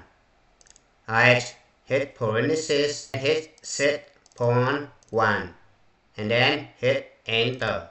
It's going to be 3.7855. Now you need to find the ratio. So ratio is going to be actual value subtract the predicted value. So actual value is going to be 3.7, right? Subtract 3.7855, right? So it's going to be negative 0.0855, right? Which is less than 0. So then the model overestimated the actual values, right? Now we can use the TI-84 plus E calculator to do this. Alright, I'm going to hit Start, Edit, and hit enter. Now I need to input values for the first and the second columns, which is L1 and L2, right? Alright, next I'm gonna hit start, go to count number 5, quadratic regression, hit enter. Now I need to store equation right here. I need to hit fast, y fast, function y1, hit calculate, and this is my answer for the quadratic regression, right? So it's gonna be similar to this one, right? Alright, now I just hit graph, it's gonna be right here. Alright, so I want to see the whole thing, I just adjust the window, right? And hit graph, it's gonna be right here, right? Now we need to predict the y value when x equals 6.1, right? So you just hit second choice, number 1 right here, values. Alright, so you just hit 6.1, hit enter, it's gonna be 3.7855 right here, right? And it's good time to stop. Thank you for watching. I hope you enjoyed the video. Remember that if you failing to prepare, you're preparing to fail. We rise like tall buildings as the chemicals they take us higher. The night's young, it has just begun as she puts her hand